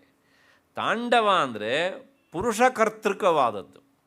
ಗಂಡಸರು ಕುಣಿಯುವುದಕ್ಕೆ ತಾಂಡವ ಅಂತ ಹೆಸರು, ಸ್ತ್ರೀಯರು ನರ್ತನ ಮಾಡುವುದಕ್ಕೆ ಲಾಸ್ಯ ಅಂತ ಹೆಸರು. ಹಾಗಾಗಿ ಲಾಸ್ಯ ಅಂದರೆ ಅದನ್ನು ಮಾಡೋವಳು ಸ್ತ್ರೀ ಅಂತಲೇ ಅರ್ಥ. ಆ ಹುಡುಗ ಏನು ಚೆನ್ನಾಗಿ ಲಾಸ್ಯ ಮಾಡ್ದ ಕಣ್ರಿ ಅಂತಂದರೆ ಇವನಿಗೆ ಭಾಷೆ ಬರೋಲ್ಲ ಅಂತಲೇ ಅರ್ಥ. ಅಷ್ಟೇ. ಆ ಹೆಣ್ಮಗು ಏನು ನರ್ತನ ಮಾಡ್ತು ಅಂತ ಹೇಳಿದ್ರು ಅಲ್ಲೂ ಅದೇ ಅರ್ಥ, ಲಾಸ್ಯ. ಅಂದರೆ ಆ ಶಬ್ದಕ್ಕೆ ಅದರದ್ದಾದೊಂದು ಮರ್ಯಾದೆ ಉಂಟು, ಅದನ್ನು ನಾವು ಕಾಪಾಡಬೇಕು ಹೇಗೆ ಅಂತ. ಲಾಸ್ಯ ಹೆಣ್ಣುಮಕ್ಕಳು, ಅದು ಪುರುಷರು. ತಾಂಡವ ವಿಶೇಷವಾಗಿ ಪುರುಷರಿಗೆ ಹೀಗೆ ಅಂತ. ನರ್ತನ ಅನ್ನೋದು ಎರಡಕ್ಕೂ ಒಂದೇ ಅರ್ಥ, ಕುಣಿಯುವುದು ಅಂತ ಅರ್ಥ ಹೀಗೆ ಅಂತ. ಹೀಗೆ ಅಷ್ಟು ಹಿನ್ನೆಲೆಯಲ್ಲಿ ನೋಡಿ, ಮೃಗಯಾದಿ ಲೀಲಾ ವಿಶೇಷಾನ್ ಪಶ್ಯತಿ ಬಾಲಕಾದಿ ನೃತ್ಯಂ ವಾ. ಪುಟ್ಟ ಮಕ್ಕಳು ಮಾಡಿದಂಥ ನೃತ್ಯವನ್ನು ನೋಡ್ತಾರೆ, ಇವನಿಗೆ ಸಂತೋಷ ಆಗಲಿ ಅಂತ ಅವರಿಗೆ ಎನ್ಕರೇಜ್ಮೆಂಟ್ ಮಾಡೋದಕ್ಕೆ ಅಂತ ಅಲ್ವಾ? ಹೇಗೆ ಅಂತ. ತಥಾ ಹಾಗೇನೆ ಈ ಲೋಕದಲ್ಲಿ ಅಜ್ಞಾನಿಗಳು ಏನು ಮಾಡ್ತಾರೆ ಕೇಳಿದರೆ, ಇಷ್ಟ ಅನಿಷ್ಟ ಮಿಶ್ರ ಮತ್ತು ಉದಾಸೀನ ಎನ್ನುವಂಥ ಈ 4 ಥರದ ಕೆಲಸ ಮಾಡ್ತಾನೇ ಇರ್ತಾರೆ. ಕೆಲವು ಮಾಡ್ತಾರೆ, ಯಾಕ್ರಿ ಮಾಡಿದೆ, ಇಷ್ಟ ಆಯಿತು ಮಾಡಿದೆ. ಮತ್ತು ಕೆಲವು ಇಷ್ಟ ಇಲ್ಲದಿದ್ದರೂ ಮಾಡ್ತಾರೆ, ಅನಿಷ್ಟ. ಅನಿಷ್ಟ ಅಂದರೆ ಏನು? ಇಷ್ಟ ಇಲ್ಲದೆ ಮಾಡೋದು. ಇಷ್ಟ ಇಲ್ಲದೆ ಇರೋದು ಅನಿಷ್ಟ. ಕನ್ನಡದಲ್ಲಿ ಬೈಗಳ ಶಬ್ದ ಅಂತ ಹೇಳಿದ್ನಲ್ಲ ಮೊನ್ನೆ ದಿವಸ, ಹಾಗಲ್ಲ. ಹಾಗಾಗಿ ಇಷ್ಟ ಇಲ್ಲದೆ ಇರೋದು ಅನಿಷ್ಟ. ಇನ್ನು ಕೆಲವು ಇಷ್ಟ ಅನಿಷ್ಟ ಎರಡೂ ಮಾಡ್ತಾರೆ. ಇನ್ನು ಕೆಲವು ಸಲ ಉದಾಸೀನ, ಸುಮ್ಮನೆ ತಿನ್ನಬೇಕು, ಕರೆದಿದ್ದಾರೆ ಹೋಗಬೇಕು. ಯಾಕೆಂದರೆ ನಾವು ಅಬ್ಸೆಂಟ್ ಆಗಿದ್ದೇವೆ ಅಂತ ಗೊತ್ತಾಗಬಾರ್ದು ಅಂತ. ನಮ್ಮ ಪ್ರೆಸೆನ್ಸ್ ಇರಬೇಕು ಅಂತಲ್ಲ, ಅಬ್ಸೆಂಟ್ ಆಗಿದ್ದೇವೆ ಅಂತ ಗೊತ್ತಾಗಬಾರ್ದು. ಹೀಗೆ ಈ ಲೋಕದಲ್ಲಿ 4 ತರಹದ ಕ್ರಿಯೆಗಳೇ ನಡೀತಾನೆ ಇರ್ತವೆ. ಇದೆಲ್ಲ ಅಜ್ಞಾನಿಗಳ ವ್ಯವಹಾರ. ಜಗನ್ಮಾತೆಯನ್ನು ಈ ಗುಂಪಿನ ನೀವು ಸೇರಿಸುವಂತಿಲ್ಲ. ಸರಿ, ಅಜ್ಞಾನಿಗಳಿಗೆ ಮಾಡ್ತಾರಲ್ಲ, ಅದರಿಂದ ಏನು ಫಲ ಅಂತ ಕೇಳಿದರೆ ಇನ್ನೇನಿಲ್ಲ, ಇಷ್ಟವಾದದ್ದನ್ನು ಮಾಡಿದ್ರ ಸಂತೋಷಪಟ್ಟರು, ಅದೇ ಹಲ್ಕಿರಿದ್ರು. ಏನೋ ನಾನು ಘನಂದಾರಿ ಕೆಲಸ ಮಾಡಿ ಕಡ್ದು ಕಟ್ಟೆ ಹಾಕಿಬಿಟ್ಟೆ ಅಂತ ಹರ್ಷ ಆಯಿತು ಅನ್ನೋ ಗೊತ್ತಾಯ್ತಲ್ಲ. ಈ ಕೆನ್ನೆ ಇಲ್ಲಿವರೆಗೆ ಬರಬೇಕು ಹೀಗೆ ಅಂತ. ನೆಕ್ಸ್ಟ್ ಅನಿಷ್ಟವಾದದ್ದನ್ನು ಮಾಡಿದ್ರ ಆಮೇಲೆ ಯಾರೋ ಬೈತಾರೆ, ನಿನಗೇನು ತಲೆ ಸರಿ ಇಲ್ವ ಅಂತ. ಆವಾಗ ಶೋಕ ಅಲ್ವಾ? ಹೀಗೆ ಈ ಪ್ರಪಂಚದ ಹಣೆ ಬರದೆ ಹೀಗೆ ಇಷ್ಟವಾದದ್ದನ್ನು ನೋಡಿ ಇವರೇ ಸಂತೋಷ ಪಟ್ಕೊಳ್ಳೋದು, ಅನಿಷ್ಟವಾದನ್ನು ಮಾಡಿಕೊಂಡು ಆಮೇಲೆ ಬೇಸರ ಪಟ್ಕೊಳ್ಳೋದು. ಹೀಗೆ ಅಜ್ಞಾನಿಗಳ ಜೀವನ ನಡೀತದೆ. ಅದರ ಜಗನ್ಮಾತೆಯದು ಹಾಗಲ್ಲ. ಯಾಕೆಂದರೆ ಅವಳಿಗೆ ಇದು ಯಾವುದೂ ಸಹ ವಾಸ್ತವಿಕವಾಗಿ ಇಲ್ಲದೇ ಇರುವಂಥದ್ದು. ನೋಡಿ, ಅದನ್ನು ಹೇಳ್ತಾರೆ ಅವರು, ಅನುದ್ದಿಶ್ಯಾಪಿ ಪ್ರಯೋಜನಂ ಸಂತುಷ್ಟ ತತ್ತತ್ ಕರ್ಮಾನುಸಾರೇಣ ಫಲಪ್ರಾಪಕ ಈಶ್ವರತೆಯ ಸರ್ವಸಮಾನತ್ವಾತ್. ಜಗನ್ಮಾತೆಗೆ ಇದು ಯಾವುದೂ ಇಲ್ಲ. ಯಾಕೆ ಅಂದರೆ ನಾದತ್ತೆ ಕಸ್ಯಚಿತ್ ಪಾಪಂ ನ ಚೈವ ಸುಕೃತಂ ವಿಭು, ಉಪನಿಷತ್ತಿನ ಮಾತು. ಅವಳು ಯಾರ ಪಾಪವನ್ನು ಸಹ ತಗೊಳ್ಳೋದಿಲ್ಲ. ಯಾವಳ ಪಾಪಕ್ಕೂ ಅವಳು ಹೊಣೆಗಾರಳಲ್ಲ. ನಚೈವ ಸುಕೃತಂ ವಿಭು. ಅಲ್ರಿ, ಹಾಗಿದ್ರೆ ನಾವು ದೇವಸ್ಥಾನಕ್ಕೆ ಹೋಗಿ ಗಲ್ಲ ತಟ್ಕೊಂಡು ನಾನು ಮಾಡಿದ ಪಾಪ ಪರಿಹಾರ ಮಾಡು ಅಂತ ಕೇಳ್ತೇವಲ್ಲ ನಾವು. ಯಾರಾದರೂ ಅಪ್ಪಿತಪ್ಪಿ ನಾನೇನು ಮಾಡಿದ ಪುಣ್ಯ ಇದ್ದರೆ ಆ ಪುಣ್ಯನ ತಗೊಬಿಡ್ತಾಯಿ ಅಂತ ಹೇಳ್ತಾರ? ಯಾಕೆ ಹೇಳೋದಿಲ್ಲ? ನಮಗೆ ನಮ್ಮ ತಲೆಯಲ್ಲಿ ಒಂದಿಷ್ಟು ಹುಳ. ಪಾಪ ಮಾತ್ರ ತಗೊಳ್ತಾಳೆ, ಯಾಕೆಂದರೆ ಅವಳು ಹೋಲ್ಸೇಲ್ ಪಾಪದ ಏಜೆನ್ಸಿ ತಗೊಂಡಿದ್ದಾಳೆ. ಪುಣ್ಯ ತಗೊಳ್ಳಲ್ಲ ಅಂತ. ಅಕಸ್ಮಾತ್ ಒಬ್ಬನ ಸಂಶಯ ಬಂದುಬಿಟ್ರೆ, ಅಯ್ಯೋ ಪಾಪವನ್ನು ನಾವು ಕೇಳಿದಾಗ ತಗೊಳ್ತಾಳೆ, ಪುಣ್ಯನೂ ಕೇಳಿದ್ರೆ ತಗೋಬಿಟ್ರೆ ಏನಪ್ಪ, ಹೈಜಾಕ್ ಮಾಡಿಬಿಟ್ರೆ ಏನು ಕೆಲಸ, ಹ್ಯಾಕ್ ಅಲ್ವಾ? ದೇವಸ್ಥಾನಕ್ಕೆ ಹೋಗೋದು ಬಿಟ್ಟೇ ಬಿಡ್ತಾರೆ ಆಮೇಲೆ ಅಂತ. ಅದಕ್ಕೋಸ್ಕರ ಸಮಾಧಾನ. ನಿನ್ನ ಪುಣ್ಯ ಕಟ್ಕೊಂಡು ಅವಳಿಗೆ ಏನೂ ಆಗಬೇಕಾದ್ದಿಲ್ಲ, ನಿನ್ನ ಪಾಪ ಕಟ್ಕೊಂಡು ಏನೂ ಆಗಬೇಕಿದ್ದಿಲ್ಲ. ಅವಳು ಪಾಪ ಪುಣ್ಯದ ಏಜೆಂಟ್ ಅಲ್ಲ, ತಗೊಳ್ಳೋದೇ ಇಲ್ಲ ಅಲ್ಲ. ಮತ್ತು ನಾವಲ್ಲೋ ಕಾಣಿಕೆ ಹಾಕಿ ಹಿಂಗೆ ಅಂದ್ಕೊಂಡು ಬರ್ತೇವಲ್ರಿ. ಮೊನ್ನೆ ಹೇಳಿದ್ದೇನೆ, ಕಾಣಿಕೆ ಹಾಕುವಂತ ಅವಳು ಹೇಳಿಲ್ಲ, ಅದು ಕಮಿಟಿ ವ್ಯವಸ್ಥೆ. ಹೌದು ತಾನೇ? ಹಾಗಾಗಿ ಅದು ಜಗನ್ಮಾತೆ ಅಲ್ಲ. ಈಗಂತೂ ತಪ್ಪು ತಿಳ್ಕೊಳ್ಬೇಡಿ, ಹಾಕಲೇಬಾರ್ದು. ಯಾಕೆ ಅಂದರೆ ಈಗ ಹಾಕಿದರೆ ಅದು ಸದ್ವಿನಿಯೋಗ ಆಗೋದಿಲ್ಲ, ಅದು ದುರ್ಬಳಕೆ ಆಗ್ತದೆ. ನಮಗೆ ಹೇಗೂ ಸಹ ನಮ್ಮ ದೇವ್ರು ಕಾಣಿಕೆ ಹಾಕು ಅಂತ ಹೇಳಲಿಲ್ಲ. ಒಳ್ಳೆ ಕೆಲಸ ಬೇಕಷ್ಟುಂಟು ಮಾಡೋದಕ್ಕೆ ಈ ಪ್ರಪಂಚದೊಳಗೆ. ಯಾರೋ ಜ್ಞಾನಕ್ಕೆ ಸಂಬಂಧಪಟ್ಟ ಕೆಲಸ ಮಾಡ್ತಾರಾ, ಅದು ಕೊಡ್ರಿ. ಒಬ್ಬ ಅಸಹಾಯಕನಿದ್ದಾನ, ಕೊಡ್ರಿ. ಹೌದು ತಾನೇ? ಹಾಗಾಗಿ ಅಲ್ಲಿ ಕಾಣಿಕೆ ಹಾಕಿ ಅದನ್ನು ನಮ್ಮ ಸನಾತನ ಧರ್ಮಕ್ಕೋ ಅಥವಾ ನಮ್ಮತನವನ್ನು ಉಳಿಸೋದಕ್ಕೋ ಕಿಂಚಿತ್ತು ವಿನಿಯೋಗ ಮಾಡದೇ ಇರುವಂತಹದ್ದಕ್ಕೆ ಕೊಡಬಾರದು ಅಷ್ಟೇ. ಮಧ್ಯದಲ್ಲಿ ಅವಾಂತರ ವಿಷಯ ಇದು. ಅಷ್ಟು ಹಿನ್ನೆಲೆಯಲ್ಲಿ ಯಾವುದೇ ದೇವರು ನಮ್ಮ ಪಾಪವನ್ನು ತಗೊಳ್ಳೋದಿಲ್ಲ, ಪುಣ್ಯವನ್ನು ತಗೊಳ್ಳೋದಿಲ್ಲ. ತಗೊಳ್ಳೋನು ಇದ್ದರೆ ಒಬ್ಬ ಇದ್ದಾನೆ, ಅವನು ತಗೊಳ್ತಾನೆ. ಪ್ರತಿ ಭಾನುವಾರ ದಿವಸ ನೀವು ಹೋಗಿ ಅಲ್ಲಿ ಕುಳಿತು ಒಂದಿಷ್ಟು ಹೇಳಿದರೆ ಅವನು ತಗೊಳ್ತಾನೆ. ಅಷ್ಟೇ ಅಲ್ಲ, ತಗೊಂಡು ತಪ್ಪಿ ನಿಮಗೊಂದು ಲೈಸೆನ್ಸ್ ಕೊಡ್ತಾನೆ. ಇನ್ನು 1 ವಾರ ನೀನು ಮತ್ತೆ ಮಾಡಬಹುದು, ನೆಕ್ಸ್ಟ್ ಭಾನುವಾರದವರೆಗೆ ಯು ಆರ್ ಕ್ಲೀನ್ ಚಿಟ್. ನೀನು ನೆಕ್ಸ್ಟ್ ಬಂದು ಮಾಡಿದ್ದನ್ನು ಮತ್ತನ್ನು ಒಪ್ಪಿಸ್ಬಿಡು. ಎಷ್ಟು ಸುಲಭದ ದಾರಿ ಕಾಣ್ರಿ ಇದು, ಅಲ್ವಾ? ಹೀಗೆ ಒಂದು ಉಪಾಯಗಳನ್ನೆಲ್ಲ ಜನ ಕಂಡು ಹಿಡ್ಕೊಂಡಿದ್ದಾರೆ ಈಗ ಅಂತ. ಇದು ಭಾಳ ಸುಲಭ, ವಾರ ವಾರ ಕ್ಲೀನ್ ಆಗುತ್ತೆ. ನಮ್ಮದು ನೋಡಿ ಏನು ಇದನ್ನೇ ಹೇಳ್ತಾರೆ ಅವರು, ನಿಮ್ಮದು ನೋಡಿ ಏನು ಕ್ಲೀನೇ ಆಗೋದಿಲ್ಲ ಪಾಪ. ನಮಗೆ ವಾರ ವಾರ ಅಲ್ಲ ರೀ, ವಿಷಯ ಈ ಬಂದಿದ್ದಕ್ಕೆ ಹೇಳ್ತಿದ್ದೇನೆ ಪ್ರಾಸಂಗಿಕವಾಗಿ. ಪ್ರತಿ ದಿನವೂ ಸಹ ಅವತ್ತಿನದನ್ನು ಅವತ್ತೇ ಕಳ್ಕೊಳ್ಳಿಕ್ಕೆ ವ್ಯವಸ್ಥೆ ಉಂಟು. ಸ್ನಾನ ಮಾಡುವಾಗ ಗಂಗಾಷ್ಟಕ ಹೇಳ್ರಿ, ನೀವು ಮಾಡಿದ್ದೆಲ್ಲ ಅಲ್ಲೇ ಕಳಚಿ ಬಿದ್ದೋಗ್ಬಿಡ್ತದೆ. ಏಕಾಗ್ರತೆಯಿಂದ ಹೇಳಿ, ಭಗವತಿ ತವ ತೀರೆ ನೀರ ಮಾತ್ರ ಶನೋಹಂ ವಿಗತ ವಿಷಯ ಕೃಷ್ಣ ಮಾರಾಧಯಾಮಿ ಸಕಲ ಕಲುಷಭಂಗೆ ಸ್ವರ್ಗ ಸೋಪಾನ ಸಂಗೆ ತರಳ ತರಂಗೆ ದೇವಿ ಗಂಗೆ ಪ್ರಸೀದ. ನೀವು ಹೇಳ್ತಾ ಇದ್ದರೆ ಅಲ್ಲಿನ ಗಂಗೆ ನೀವು ಸ್ನಾನ ಮಾಡುವ ಬಕೆಟಿಗೆ ಬಂದು ಇಳಿತಾಳೆ. ಅವರು ಹಿಂಗೆ ಹೇಳ್ದಂಗೆ ನೋಡಿ, ನಾವು ವಾರ ವಾರ ಕಳ್ಕೊಳ್ತೇವೆ ಅಂತ ಹೇಳಿದಾಗ ನಮ್ಮವರಿಗೆ ಬಾಯಿಗೆ ಗಮ್ಮಂಟು ಹೋಗಿರ್ತದೆ. ನೀನು ಬಾ, ನಿನಗೂ ಹೇಳ್ಕೊಡ್ತೇನೆ ಅಂತ.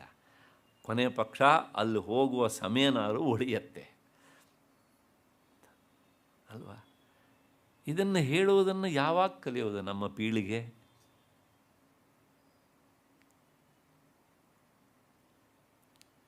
ವೇದಾಂತದ ವಿಷಯವನ್ನು ಯಾಕೆ ಕೇಳಬೇಕು ಅಂದರೆ, ಇಂಥ ಎಲ್ಲ ವಿಷಯಗಳೆಲ್ಲ ಆನುಷಂಗಿಕವಾಗಿ ಬರ್ತವೆ.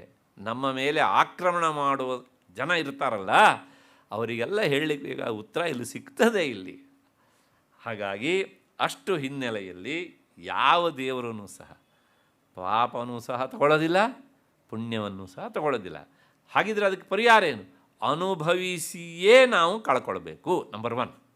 ಅದು ಇಲ್ಲದೇ ಇದ್ದರೆ ನೀವು ಹರಕೆ ಇತ್ಯಾದಿಗಳನ್ನು ಹೊತ್ಕೊಂಡಾಗ ಅದಕ್ಕೊಂದು ಪರಿಹಾರ ಉಂಟು. ಏನು ಅಂದರೆ ಅದು ಪೋಸ್ಟ್ಪೋನ್ ಆಗ್ತದೆ. ಉದಾಹರಣೆಗೆ ನೀವು 70ನೇ ವಯಸ್ಸಿನಲ್ಲಿ ಹೋಗಿ ಏನೋ ಒಂದು ನಿಮಗೆ ಆಪತ್ತು ಬಂದಿದೆ ಅಂತ ಹರಕೆ ಹೊತ್ಕೊಂಡ್ರಿ. ಇದನ್ನು ಪರಿಹಾರ ಮಾಡಪ್ಪ, ನಾನು ನಿನಗೆ ಇಂಥದ್ದನ್ನು ಮಾಡಿಸ್ತೇನೆ ಅಂತ ಹೊತ್ಕೊಂಡ್ರಿ. ಆ ಕಾಯಿಲೆ ಪರಿಹಾರ ಆಯಿತು ಅಂತ ಇಟ್ಕೊಳ್ಳಿ. ಅದು ಪರಿಹಾರ ಆಗಲಿಲ್ಲ, ಅದರ ರೂಟ್ ಕಿತ್ತೋಗಲಿಲ್ಲ, ಪೋಸ್ಟ್ಪೋನ್ ಆಗಿದೆ. ಅದು ಆ ಪೋಸ್ಟ್ಪೋನ್ ಆಗಿದ್ದನ್ನು ಅನುಭವಿಸೋಕ್ಕೆ ನಿಮ್ಮ ದೇಹ ಬರಬೇಕಲ್ಲ, ಮುಂದಿನ ದೇಹ. ಅಷ್ಟೊತ್ತಿಗೆ ಈ ದೇಹ ಬಿದ್ದೋಗಿರ್ತದೆ.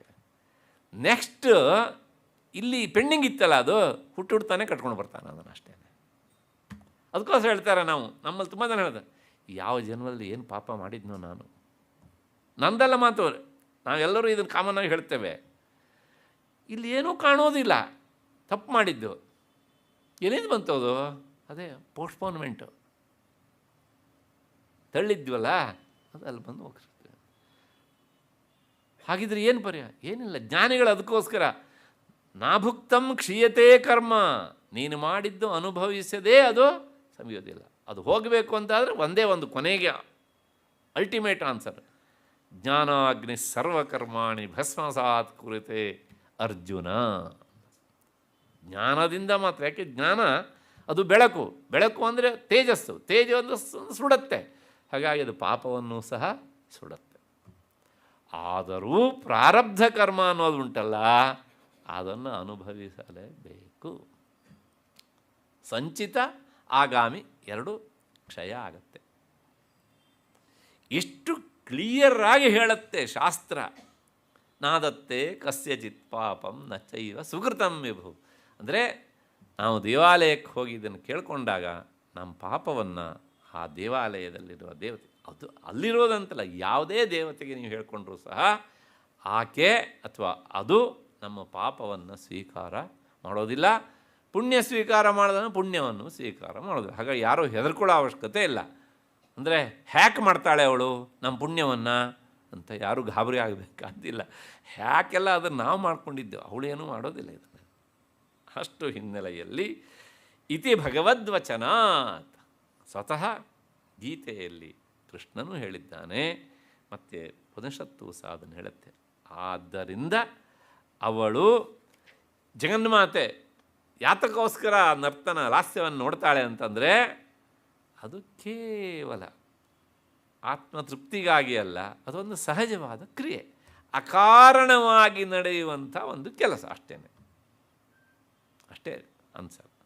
ಹಾಗೆ ನಿಷ್ಕಾರಣವಾಗಿ ಇವು ಮಾಡ್ತಾರ ಅಂತ ಕೇಳಿದ್ರೆ ಮಾಡ್ತಾರೆ. ನಾ ಇಷ್ಟೆಲ್ಲ ಉದಾಹರಣೆ ಕೈಕಾಲು ಅಲ್ಲಾಡಿಸ್ತೇವಲ್ಲ, ಏನು ಉದಾಹರಣೆ ಉಂಟು ಅಲ್ವಾ? ಹೀಗೆ ನೋಡಿದ್ರಿಂದ ಏನಾಗುತ್ತೆ ಅಂತಂದರೆ ಏನೂ ಆಗೋದಿಲ್ಲ. ಆದರೂ ಸಹ ಅದು ಅವಳ ಲೀಲೆ. ಎಲ್ಲಿ ಲೀಲೆ ಅಂತ ಹೇಳ್ತೇವೆ ಅಲ್ಲಿ ಕಾರಣ ಹುಡ್ಕೋಕ್ಕಾಗಲ್ಲ. ನಾವೊಂದು ಉದಾಹರಣೆ ಕೊಡ್ತೇನೆ ಇನ್ನೂ ಒಂದು ಸ್ಪಷ್ಟವಾಗಿ. ಬಿಲ್ಡಿಂಗ್ ಕಟ್ಟೋದಕ್ಕೆ ಅಂತ ಒಂದಿಷ್ಟು ಮರಳು ತಂದು ಹಾಕ್ತಾರೆ. ಅಲ್ಲ ಆ ಬೀದಿಯ ಮಕ್ಕಳು 4-5 ಜನ ಸೇರ್ತಾರೆ, ಮನೆ ಕಟ್ತಾರೆ. ಆ ಮನೆ ಕಟ್ಟಿದ್ದೇನು ಅಲ್ಲಿ ವಾಸ ಮಾಡೋದಕ್ಕೆ ಅಂತನ ಮರಳಲ್ಲಿ. ಆಮೇಲೆ ಅಲ್ಲೇ ತಕ್ಷಣ ನಾನೇ ಗಂಡ ನೀನೇ ಹೆಂಡ್ತಿ ಅಂತ ಒಂದು ಸಂಸಾರದ ಕಥೆ ಕಟ್ತಾರೆ, ಹೂಡ್ತಾರೆ ಅಲ್ವಾ? ಆಮೇಲೆ ಒಂದು ಎಲೆಯಲ್ಲಿ ಹಾಕಿ ಇನ್ನೊಂದಷ್ಟು ಮಣ್ಣು ಹಾಕಿಬಿಟ್ಟು ತಿಂಡಿ ತಿನ್ನು, ಇವತ್ತು ಬೆಳಗಿನ ಟಿಫಿನ್ ಕೊಡ್ತಾರೆ ಅಲ್ವಾ? ಹೌದು ತಾನೆ. ಆಮೇಲೆ ಒಂದಿಷ್ಟು ಲೋಟದಲ್ಲೋ ಎಲೆಯಲ್ಲೋ ಒಂದಷ್ಟು ನೀರು ಕೊಟ್ಟು ಕಾಫಿ ಕುಡಿ ಅಂತ ಹೇಳ್ತಾರೆ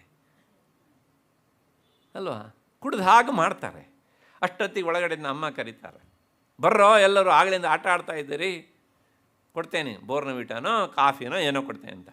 ಅವರೇ ಕಟ್ಟಿದ ಮನೆ, ಕಾಲಲ್ಲಿ ಒದ್ರು ಅಂತ ಎದ್ದು ಹೋದರು. ಲೋಕವತ್ತು ಲೀಲಾ ಕೈವಲ್ಯ.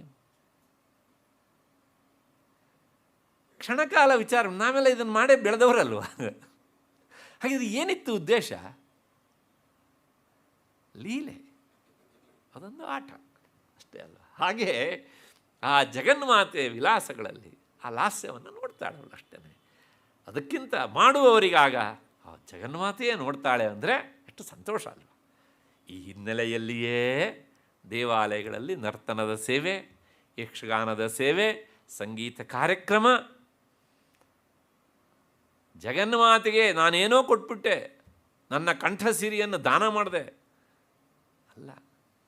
ಅಲ್ಲಿ ನಾನು ಹೇಳಿದ್ರಿಂದ ಆ ಸಂಗೀತಗಾರ್ತಿಗೆ ಅಥವಾ ಕಲಾವಿದನಿಗೆ ಎಲ್ಲಿಲ್ಲದ ಸಂತೋಷ ಅಲ್ವಾ? ಎಷ್ಟು ಜನನಾರು ಕೇಳಲಿ ಬಿಡಲಿ, ಆದರೆ ನಾನು ಮಾಡಿದ್ದು ಆ ದೇವಿಯ ತೃಪ್ತಿಗಾಗಿ ಅಂತ ಅಂದ್ಕೊಂಡಾಗ ಕೋಟಿ ಜನ ಕೇಳೋ ಸಮ ಒಬ್ಬ ಆಕೆ ದೇವಿಗೆ ನಾನು ಒಪ್ಪಿಸಿದ್ದೀನಿ ಅನ್ನುವಂಥದ್ದು ಭಾವನೆ ಸಮ. ಹಾಗೆ ಅವರಿಗೆ ತೃಪ್ತಿ. ಅಷ್ಟು ಹಿನ್ನೆಲೆಯಲ್ಲಿ ಜಗನ್ಮಾತೆ ಅವಳಿಗೆ ಏನೂ ಪ್ರಯೋಜನ ಇಲ್ಲದೇ ಇದ್ದರೂ ಸಹ ಲಾಸ್ಯ ದರ್ಶನ ಸಂತುಷ್ಟ. ಇಷ್ಟು ಹಿನ್ನೆಲೆಯಲ್ಲಿ ಈ ನಾಮದ ವಿವರಣೆ ಆಯಿತು ಅಂತ ಅಂದ್ಕೊಳ್ಳೋಣ. ಮುಂದಿನ ನಾಮ ಏನು ಅಂದರೆ ಲಾಭಾಲಾಭ ವಿವರ್ಜಿತ. ಅವಳಿಗೆ ಲಾಭವೂ ಇಲ್ಲ, ಅಲಾಭ ಅಂದರೆ ನಷ್ಟವೂ ಇಲ್ಲ. ನಮಗೆ ಹಾಗಲ್ಲ, ಯಾವುದೇ ಮಾಡಬೇಕು ಸುಧಾ ನನಗೇನು ಕ್ವಶನ್ ಮಾರ್ಕ್, ಒಂದು ಕೊಕ್ಕೆ ಪ್ರಯೋಜನ ಅಂತ ಅಲ್ವಾ? ಹಾಗೆ ಮತ್ತು ಅದ್ರ ಮಾಡಿದರೆ ನಷ್ಟ ಆಗಿಬಿಟ್ರೆ ಎರಡು ಕಾಡ್ತಾ ಇರ್ತವೆ, ಒಂದು ಲಾಭ ಒಂದು ನಷ್ಟ. ಆದರೆ ಜಗನ್ಮಾತೆಗೆ ಈ ಲಾಭವೂ ಇಲ್ಲ ನಷ್ಟವೂ ಇಲ್ಲ. ಹಾಗೆ ಲಾಭ ಅಂದರೆ ಏನು, ಅಲಾಭ ಅಂದರೆ ಏನು ಅಂದರೆ ನೋಡಿ, ಅಪ್ರಾಪ್ತ ಪ್ರಾಪ್ತಿ ಲಾಭ. ನಮಗೆ ಯಾವುದು ಈವರೆಗೆ ಸಿಕ್ಕಿರಲಿಲ್ಲವೋ ಅದು ಸಿಕ್ಕಾಗ ನಾವು ಲಾಭ ಅಂತ ಕರೀತೇವೆ. ದಾರಿಯಲ್ಲಿ ಹೋಗ್ತಾ ಇದ್ವಪ್ಪ, ಒಂದು 500 ರೂಪಾಯಿ ನೋಟ್ ಸಿಕ್ಬಿಡ್ತು. ಪಕ್ಕದಲ್ಲಿರೋ ಒಳ್ಳೆ ಲಾಭ ಆಯ್ತಲ್ಲಪ್ಪ ನಿನಗೆ, ಶುಕ್ರವಾರ ಬೇರೆ ಆಗಿತ್ತು ಅಂತ ಅಷ್ಟೇ ಅಲ್ವಾ?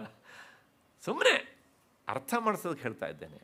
ಅಂದರೆ ಅದಕ್ಕೂ ಮೊದಲು ಅದು ಇವನ ಹತ್ರ ಇರಲಿಲ್ಲ, ಅದು ಅಪ್ರಾಪ್ತ. ಯಾವಾಗ ಸಿಕ್ತೋ ಅದು ಪ್ರಾಪ್ತ, ಆಗ ಸಂತೋಷ ಆಯಿತು. ಅಪ್ರಾಪ್ತಸ್ಯ ಪ್ರಾಪ್ತಿ ಲಾಭ.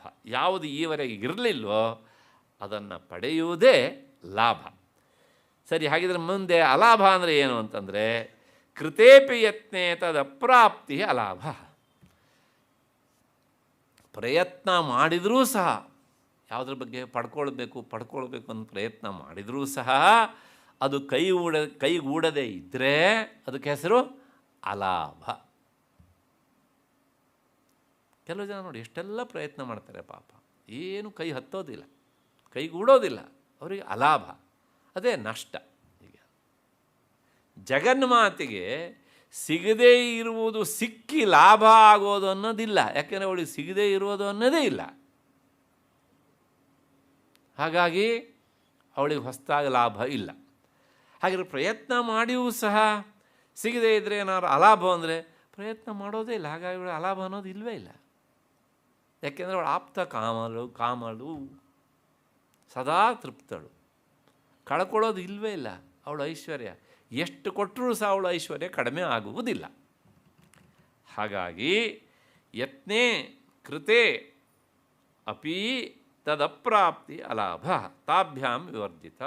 ಹೀಗೆ ಈ ಲಾಭ ಮತ್ತು ಅಲಾಭ ಈ ಎರಡರಿಂದಲೂ ಸಹ ರಹಿತಳಾದ್ದರಿಂದ ಅವಳು ಲಾಭಾಲಾಭ ವಿವರ್ಜಿತ. ಲಾಭವೂ ಇಲ್ಲ, ಅಲಾಭವೂ ಇಲ್ಲ. ಯಾಕೆ ಅಂತಂದ್ರೆ ಉತ್ತರ ಹೇಳುತ್ತೆ ಭಾಷ್ಯ, ಪರ್ಯಾಪ್ತ ಕಾಮತ್ವೇನ ನಿತ್ಯ ತೃಪ್ತತ್ವಾತ್. ಅವಳು ಸದಾ ಪರ್ಯಾಪ್ತ ಕಾಮನ ಎಲ್ಲ ಈಡೇರಿಬಿಟ್ಟಿದೆ ಅವಳಿಗೆ. ಹಾಗಾಗಿ ಸದಾ ತೃಪ್ತಳು, ಅವಳು ಸದಾ ತೃಪ್ತಳಿಗೆ ಅಂತ. ನಮೇ ಪಾರ್ಥಾಸ್ತಿ ಕರ್ತವ್ಯಂ ತ್ರಿಷು ಲೋಕೇಶು ಕಿಂಚನ. ಹಾಗಾಗಿ ನನಗೆ ಯಾವುದನ್ನೋ ನಾನು ಪಡ್ಕೊಳ್ಬೇಕು ಅಂತ ನಾನು ಪ್ರಯತ್ನ ಮಾಡಬೇಕಾದ್ದಿಲ್ಲ, ನಾನು ಏನೂ ಮಾಡಬೇಕಾದ್ದಿಲ್ಲ. ಕೃಷ್ಣನ ಮಾತು ಗೀತೆಯಲ್ಲಿ, ಅಲ್ಲ ಮತ್ತು ನೀ ಯಾಕೆ ಕೆಲಸ ಮಾಡ್ತಿದ್ದೀಯೆ ಅಂತಂದರೆ, ನಾನೇ ಮಾಡದೇ ಇದ್ದರೆ ಲೋಕದ ಜನ ಸೋಮಾರಿಗಳಾಗ್ತಾರೆ ಅಂದ ಕೃಷ್ಣ. ನಮ್ಮಲ್ಲಿ ಈ ಕೆಲವು ಜನ so-called head of the institution ಅಂತ ಇರ್ತಾರೆ. ಭಾಳಷ್ಟು ಜನ ಹೆಡ್ ಆಫ್ ದಿ ಇನ್ಸ್ಟಿಟ್ಯೂಷನ್ ಆಗಿರ್ತಾರೆ.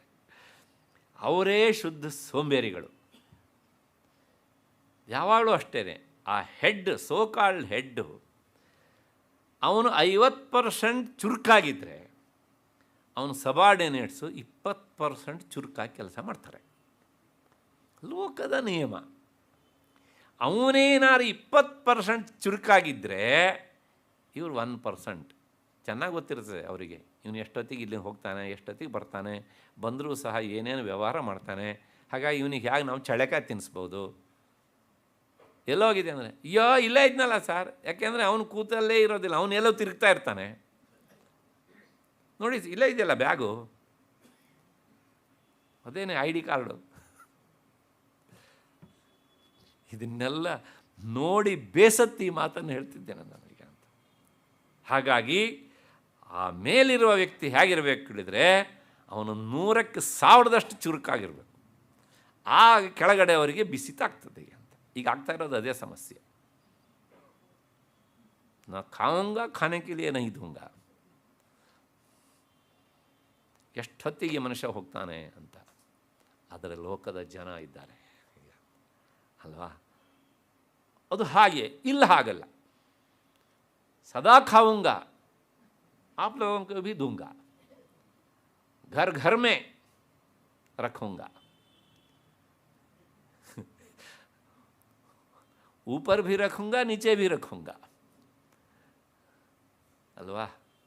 ಎಷ್ಟಪ್ಪ ಅಂತಂದರೆ, ಹಾಗಾಗಿ ಇವರು ಎಲ್ಲೆಲ್ಲಿ ಇರ್ತಾರೆ ಅಂತ ಅವರಿಗೂ ಗೊತ್ತಾಗ್ತದೆ. ಪಾಪ ಅವ್ರದ್ದು ಒಂದು ದಂಡು ಇದ್ದೇ ಇರ್ತದೆ, ಇಲ್ಲಿ ಸದಾ ಇರ್ತದೆ. ಈಗ ಅಷ್ಟು ಹಿನ್ನೆಲೆಯಲ್ಲಿ ನೀ ಯಾಕೆ ಮಾಡ್ತೀಯ ಕೇಳಿದ್ರೆ, ನಾನೇ ಮಾಡದೇ ಇದ್ದರೆ ಲೋಕ ಸೋಂಬೇರಿಗಳ ಕಟ್ಟೆ ಆಗಿಬಿಡುತ್ತದೆ.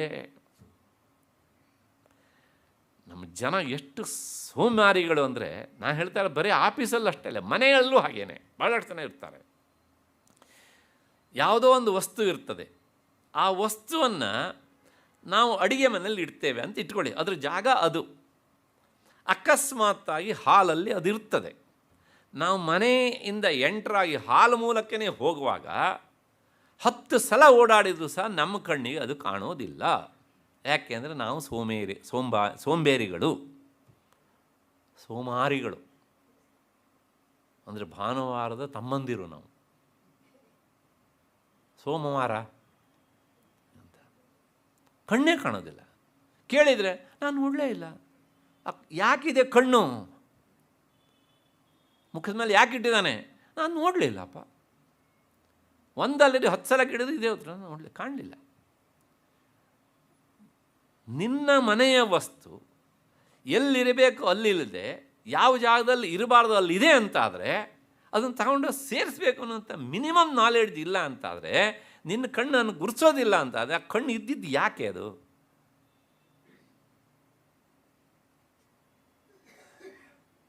ಇದು ಮನೆ. ಹಾಗೆ ಆಫೀಸಲ್ಲೂ ಸಹ ಮರ್ತೇ ಬಿಟ್ಟಿದ್ದೇನೆ ರೀ, ಆ ಫೈಲ್ ಬಂದು ಎಷ್ಟು ದಿವಸ ಆಗಿದೆ, 2 ತಿಂಗಳಾಗಿದೆ, ಮರೆತು ಹೋಗಿದೆ. ಮರಿಲಿಲ್ಲ, ದಿನವೂ ನೆನಪಾಗುತ್ತೆ ಪಾರ್ಟಿ ಇನ್ನೂ ಬಂದಿಲ್ಲ ಅಂತ. ಆ ಪಾರ್ಟಿ ಬರಲಿಲ್ಲ ಅಂತ ನೆನಪು ಇವನ ಬಾಯಲ್ಲಿ ಮರವು ಎನ್ನುವ ಶಬ್ದದಿಂದ ಈಚೆ ಬರ್ತಾ ಇರ್ತದೆ ಹೇಗೆ ಅಂತ. ಅವನು ಬಂದನ ವೆರಿ ನೆಕ್ಸ್ಟ್ ಡೇ. ಹಾಗಿದ್ರೆ ಈ 2 ತಿಂಗಳ 3 ತಿಂಗಳ ಅಡರ್ಕೊಂಡಂಥ ಈ ಮರವು ಕೇವಲ 12 ತಾಸಲ್ಲಿ 20 ತಾಸಲ್ಲಿ ಅದು ಹೇಗೆ ದೂರ ಆಯ್ತು ರೀ ಅದು ಅಲ್ವಾ? ಹಾಗಾಗಿ ಎಲ್ಲವುದು ಸಹ ಮೇಲಿದ್ದವನು ಬಿಗಿ ಇದ್ದರೆ ಹಾಗೆ ಕೆಳಗಡೆ ಸರಿ ಹೋಗ್ತದೆ. ಅರ್ಜುನ ಕೇಳಿದ ಪ್ರಶ್ನೆ, ಮತ್ತು ನೀ ಯಾಕೆ ಕೆಲಸ ಮಾಡ್ತೀಯೇ ಅಂತಂದರೆ, ಹೌದು, ಕೃಷ್ಣನಂಥವನೂ ಸಹ ಸಾರಥ್ಯ ಮಾಡಿದ ಅನ್ನೋದು ಲೋಕಕ್ಕೆ ಗೊತ್ತಾಗಬೇಕು. ಅದಕ್ಕಿಂತ ಹೆಚ್ಚಿಗೆ ವೇದಾಂತದ ಉತ್ತರ, ಪ್ರತಿಯೊಬ್ಬ ಮನುಷ್ಯನು ಅವನ ಬದುಕಿನ ಜೀವನದ ರಥದ ಸಾರಥ್ಯವನ್ನು ನನಗೆ ವಹಿಸಬೇಕು, ಆಗ ಬದುಕು ನಿಶ್ಚಿಂತೆಯಿಂದ ಸಾಗ್ತದೆ. ಅಷ್ಟು ಹಿನ್ನೆಲೆಯಲ್ಲಿ ನಮೇ ಪಾರ್ಥಾಸ್ತಿ ಕರ್ತವ್ಯಂ ತ್ರಿಷು ಲೋಕೇಶು ಕಿಂಚನ, ನನಗೆ ಮಾಡಬೇಕಾದದ್ದು ಅಂತ ನನಗೆ ಯಾರೂ ಆರ್ಡರ್ ಮಾಡಲಿಲ್ಲ, ಆದರೂ ನಾನು ಮಾಡ್ತೇನೆ. ಅವನಿಗೂ ಯಾರೂ ಆರ್ಡರ್ ಮಾಡಲಿಲ್ಲ, ಯಾರೂ 18 ತಾಸು ದುಡಿತಾರೆ ಅಲ್ವಾ? ಹಾಗೆ ಲಾಭವೂ ಇಲ್ಲ, ಅಲಾಭವೂ ಇಲ್ಲ, ಲಾಭವೂ ಇಲ್ಲ, ನಷ್ಟವೂ ಇಲ್ಲ. ಹೀಗೆ ಪ್ರಾಯಶಃ ಜಗನ್ಮಾತೆ ಭಕ್ತರು ಕೆಲವು ಜನ ಆದರೂ ಹಾಗಿರ್ತಾರೆ ಅನ್ನೋದೇ ನಮಗೆ ಸಂತೋಷ. ಅಷ್ಟು ಹಿನ್ನೆಲೆಯಲ್ಲಿ ಈ ನಾಮದ ವಿವರಣೆ ಆಯಿತು ಅಂತ ಅಂದ್ಕೊಂಡು ಮುಂದಕ್ಕೆ ಹೋಗೋಣ. ಲಂಘೇತರಾಜ್ಞಾ ಅಂತ ಏನು ಅಂದರೆ, ಆಕೆಯ ಆಜ್ಞೆಯನ್ನು ಯಾರೂ ಉಲ್ಲಂಘಿಸಲಾರರು. ಲಂಘೇತರಾಜ್ಞಾ, ಅವಳ ಆಜ್ಞೆಯನ್ನು ಯಾರೂ ಉಲ್ಲಂಘಿಸಲಾರರು. ಲಲಿತಾ ಸಹಸ್ರನಾಮದಲ್ಲಿ ಒಂದು ನಾಮ ಬಂದಿತ್ತು, ಏನು ಅಂದರೆ, ಹೇಳಿದ್ದೇನೆ ನಾನು ಅದನ್ನು, ಪುನಃಸ್ಮರಣೆ ಇದು. ಆಬಾಲ ಗೋಪ ವಿದಿತ. ಜಗನ್ಮಾತೆ ಯಾರ್ಯಾರಿಗೆ ಗೊತ್ತು ಅಂತಂದ್ರೆ ಎಲ್ಲರಿಗೂ ಗೊತ್ತು. ಎಲ್ಲಿಂದ ಎಲ್ಲರಿಗೂ ಗೊತ್ತು ಕೇಳಿದರೆ, ದನ ಕಾಯುವನಿಂದ ಹಿಡಿದು ಚತುರ್ಮುಖ ಬ್ರಹ್ಮನವರೆಗೆ ಇರುವಂತಹ ವಿಷ್ಣು ರುದ್ರಾದಿಗಳಿಗೂ ಸಹ ಅವಳು ಬರೇ ಪರಿಚಿತಳಲ್ಲ, ಚಿರಪರಿಚಿತಳು. ಆ ಬಾಲ ಗೋಪ ವಿದಿತ. ಗೋಪ ಅನ್ನೋದಕ್ಕೆ 2 ಅರ್ಥ, ಒಬ್ಬ ಚತುರ್ಮುಖ ಬ್ರಹ್ಮ, ಇನ್ನೊಂದು ಈ ಹಸುವನ್ನು ಕಾಯುವಂಥ ಸಾಮಾನ್ಯ ಗೋಪಾಲಕ ಅಂತ. ಅಂದರೆ ಸಾಮಾನ್ಯ ಜನರಿಗೂ ಸಹ ಅವಳು ಪರಿಚಿತಳು ಅಂತ. ಈಗ ಇಷ್ಟರ ಮೇಲೆ ಒಂದು ಸಂಶಯ ಅಲ್ಲಿ, ಅಲ್ಲ ಇಷ್ಟೆಲ್ಲ ಪರಿಚಿತ ವ್ಯಕ್ತಿ ಅಂತ ಆದರೆ ಜನರಿಗೆ ಅವಳ ಬಗ್ಗೆ ಗೌರವ ಬರುತ್ತಾ? ನಾವು ಒಬ್ಬ ವ್ಯಕ್ತಿ ದಿನ ನೋಡ್ತೇವಪ್ಪ, ಮುಂದ್ಗಡೆ ವಾಕಿಂಗ್ ಮಾಡ್ತಾರೆ ನಮ್ಮ ಮನೆ ಮುಂದ್ಗಡೆ, ಅವ್ರ ಬಗ್ಗೆ ಏನೋ ಗೌರವ ಬರುತ್ತಾ? ಅಯ್ಯ 10 ಜನಲ್ಲ 11ನೇವನು ಇವನು, ಈ ಭಾವನೆ ಬರುತ್ತಾ ಇಲ್ವಾ?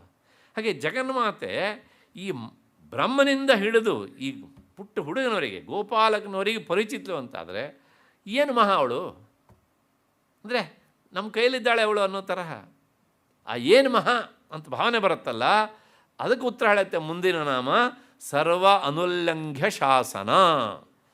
ಆಕೆಯ ಶಾಸನವನ್ನು ಯಾರೂ ಉಲ್ಲಂಘಿಸಲಾರರು. ಪರಿಚಿತಳು ಅಂತ ಏನಾದರೂ ಹಗುರವಾಗಿ ತೆಗೆದುಕೊಂಡ್ಯಾ, ಕಟ್ಟಿಟ್ಟ ಬುತ್ತಿ, ಬಿ ಕೇರ್ಫುಲ್. ಪರಸ್ಪರ ಹೇಗೆ ಹೇಳುತ್ತೇನೆ ಅಂದರೆ, ನನಗೆ ಪರಿಚಿತಳು ಅಂತ ನೀನು ಅಂದ್ಕೊಂಡು ಆಕೆಯ ಬಗ್ಗೆ ಹಗುರವಾದ ಭಾವವನ್ನು ನೀನು ತಾಳುವಂತಿಲ್ಲ. ಯಾಕೆಂದರೆ ಅವಳ ಶಾಸನವನ್ನು ಯಾರೂ ಉಲ್ಲಂಘನೆ ಮಾಡಲಿಕ್ಕೆ ಸಾಧ್ಯ ಇಲ್ಲ. ಅವಳು ಎಷ್ಟು ಪರಿಚಿತಳೋ ಅಷ್ಟೇ ಕಠೋರಳು ಕೂಡ. ಅಲ್ಲ, ಅದು ಹೇಗೆ ಹೇಳ್ತೀರಿ ಅಂದರೆ, ಆಚಾರ್ಯ ಶಂಕರ ಹೇಳ್ತಾರೆ ಅದಕ್ಕೆ, ನೋಡಿ, ಈ ಸೃಷ್ಟಿ ಸ್ಥಿತಿ ಲಯವನ್ನು ಮಾಡುವವಳು ಅಂದರೆ ಅವಳು ಮಾಡಿಸುವವಳು ಅಷ್ಟೇ.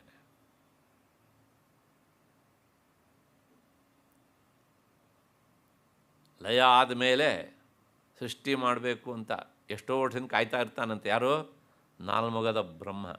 ನಮ್ಮ ಕೈ ಮುಕ್ಕೊಂಡು ಹಿಂಗೆ ಯಾವಾಗ ಯಾವಾಗ ಯಾವಾಗ ಹಿಂಗೆ ಕೇಳ್ತಾ ಇದ್ದರೆ ಅವಳು ಏನು ಮಾಡು ಅಂತ ಹೇಳೋದೇ ಇಲ್ಲ.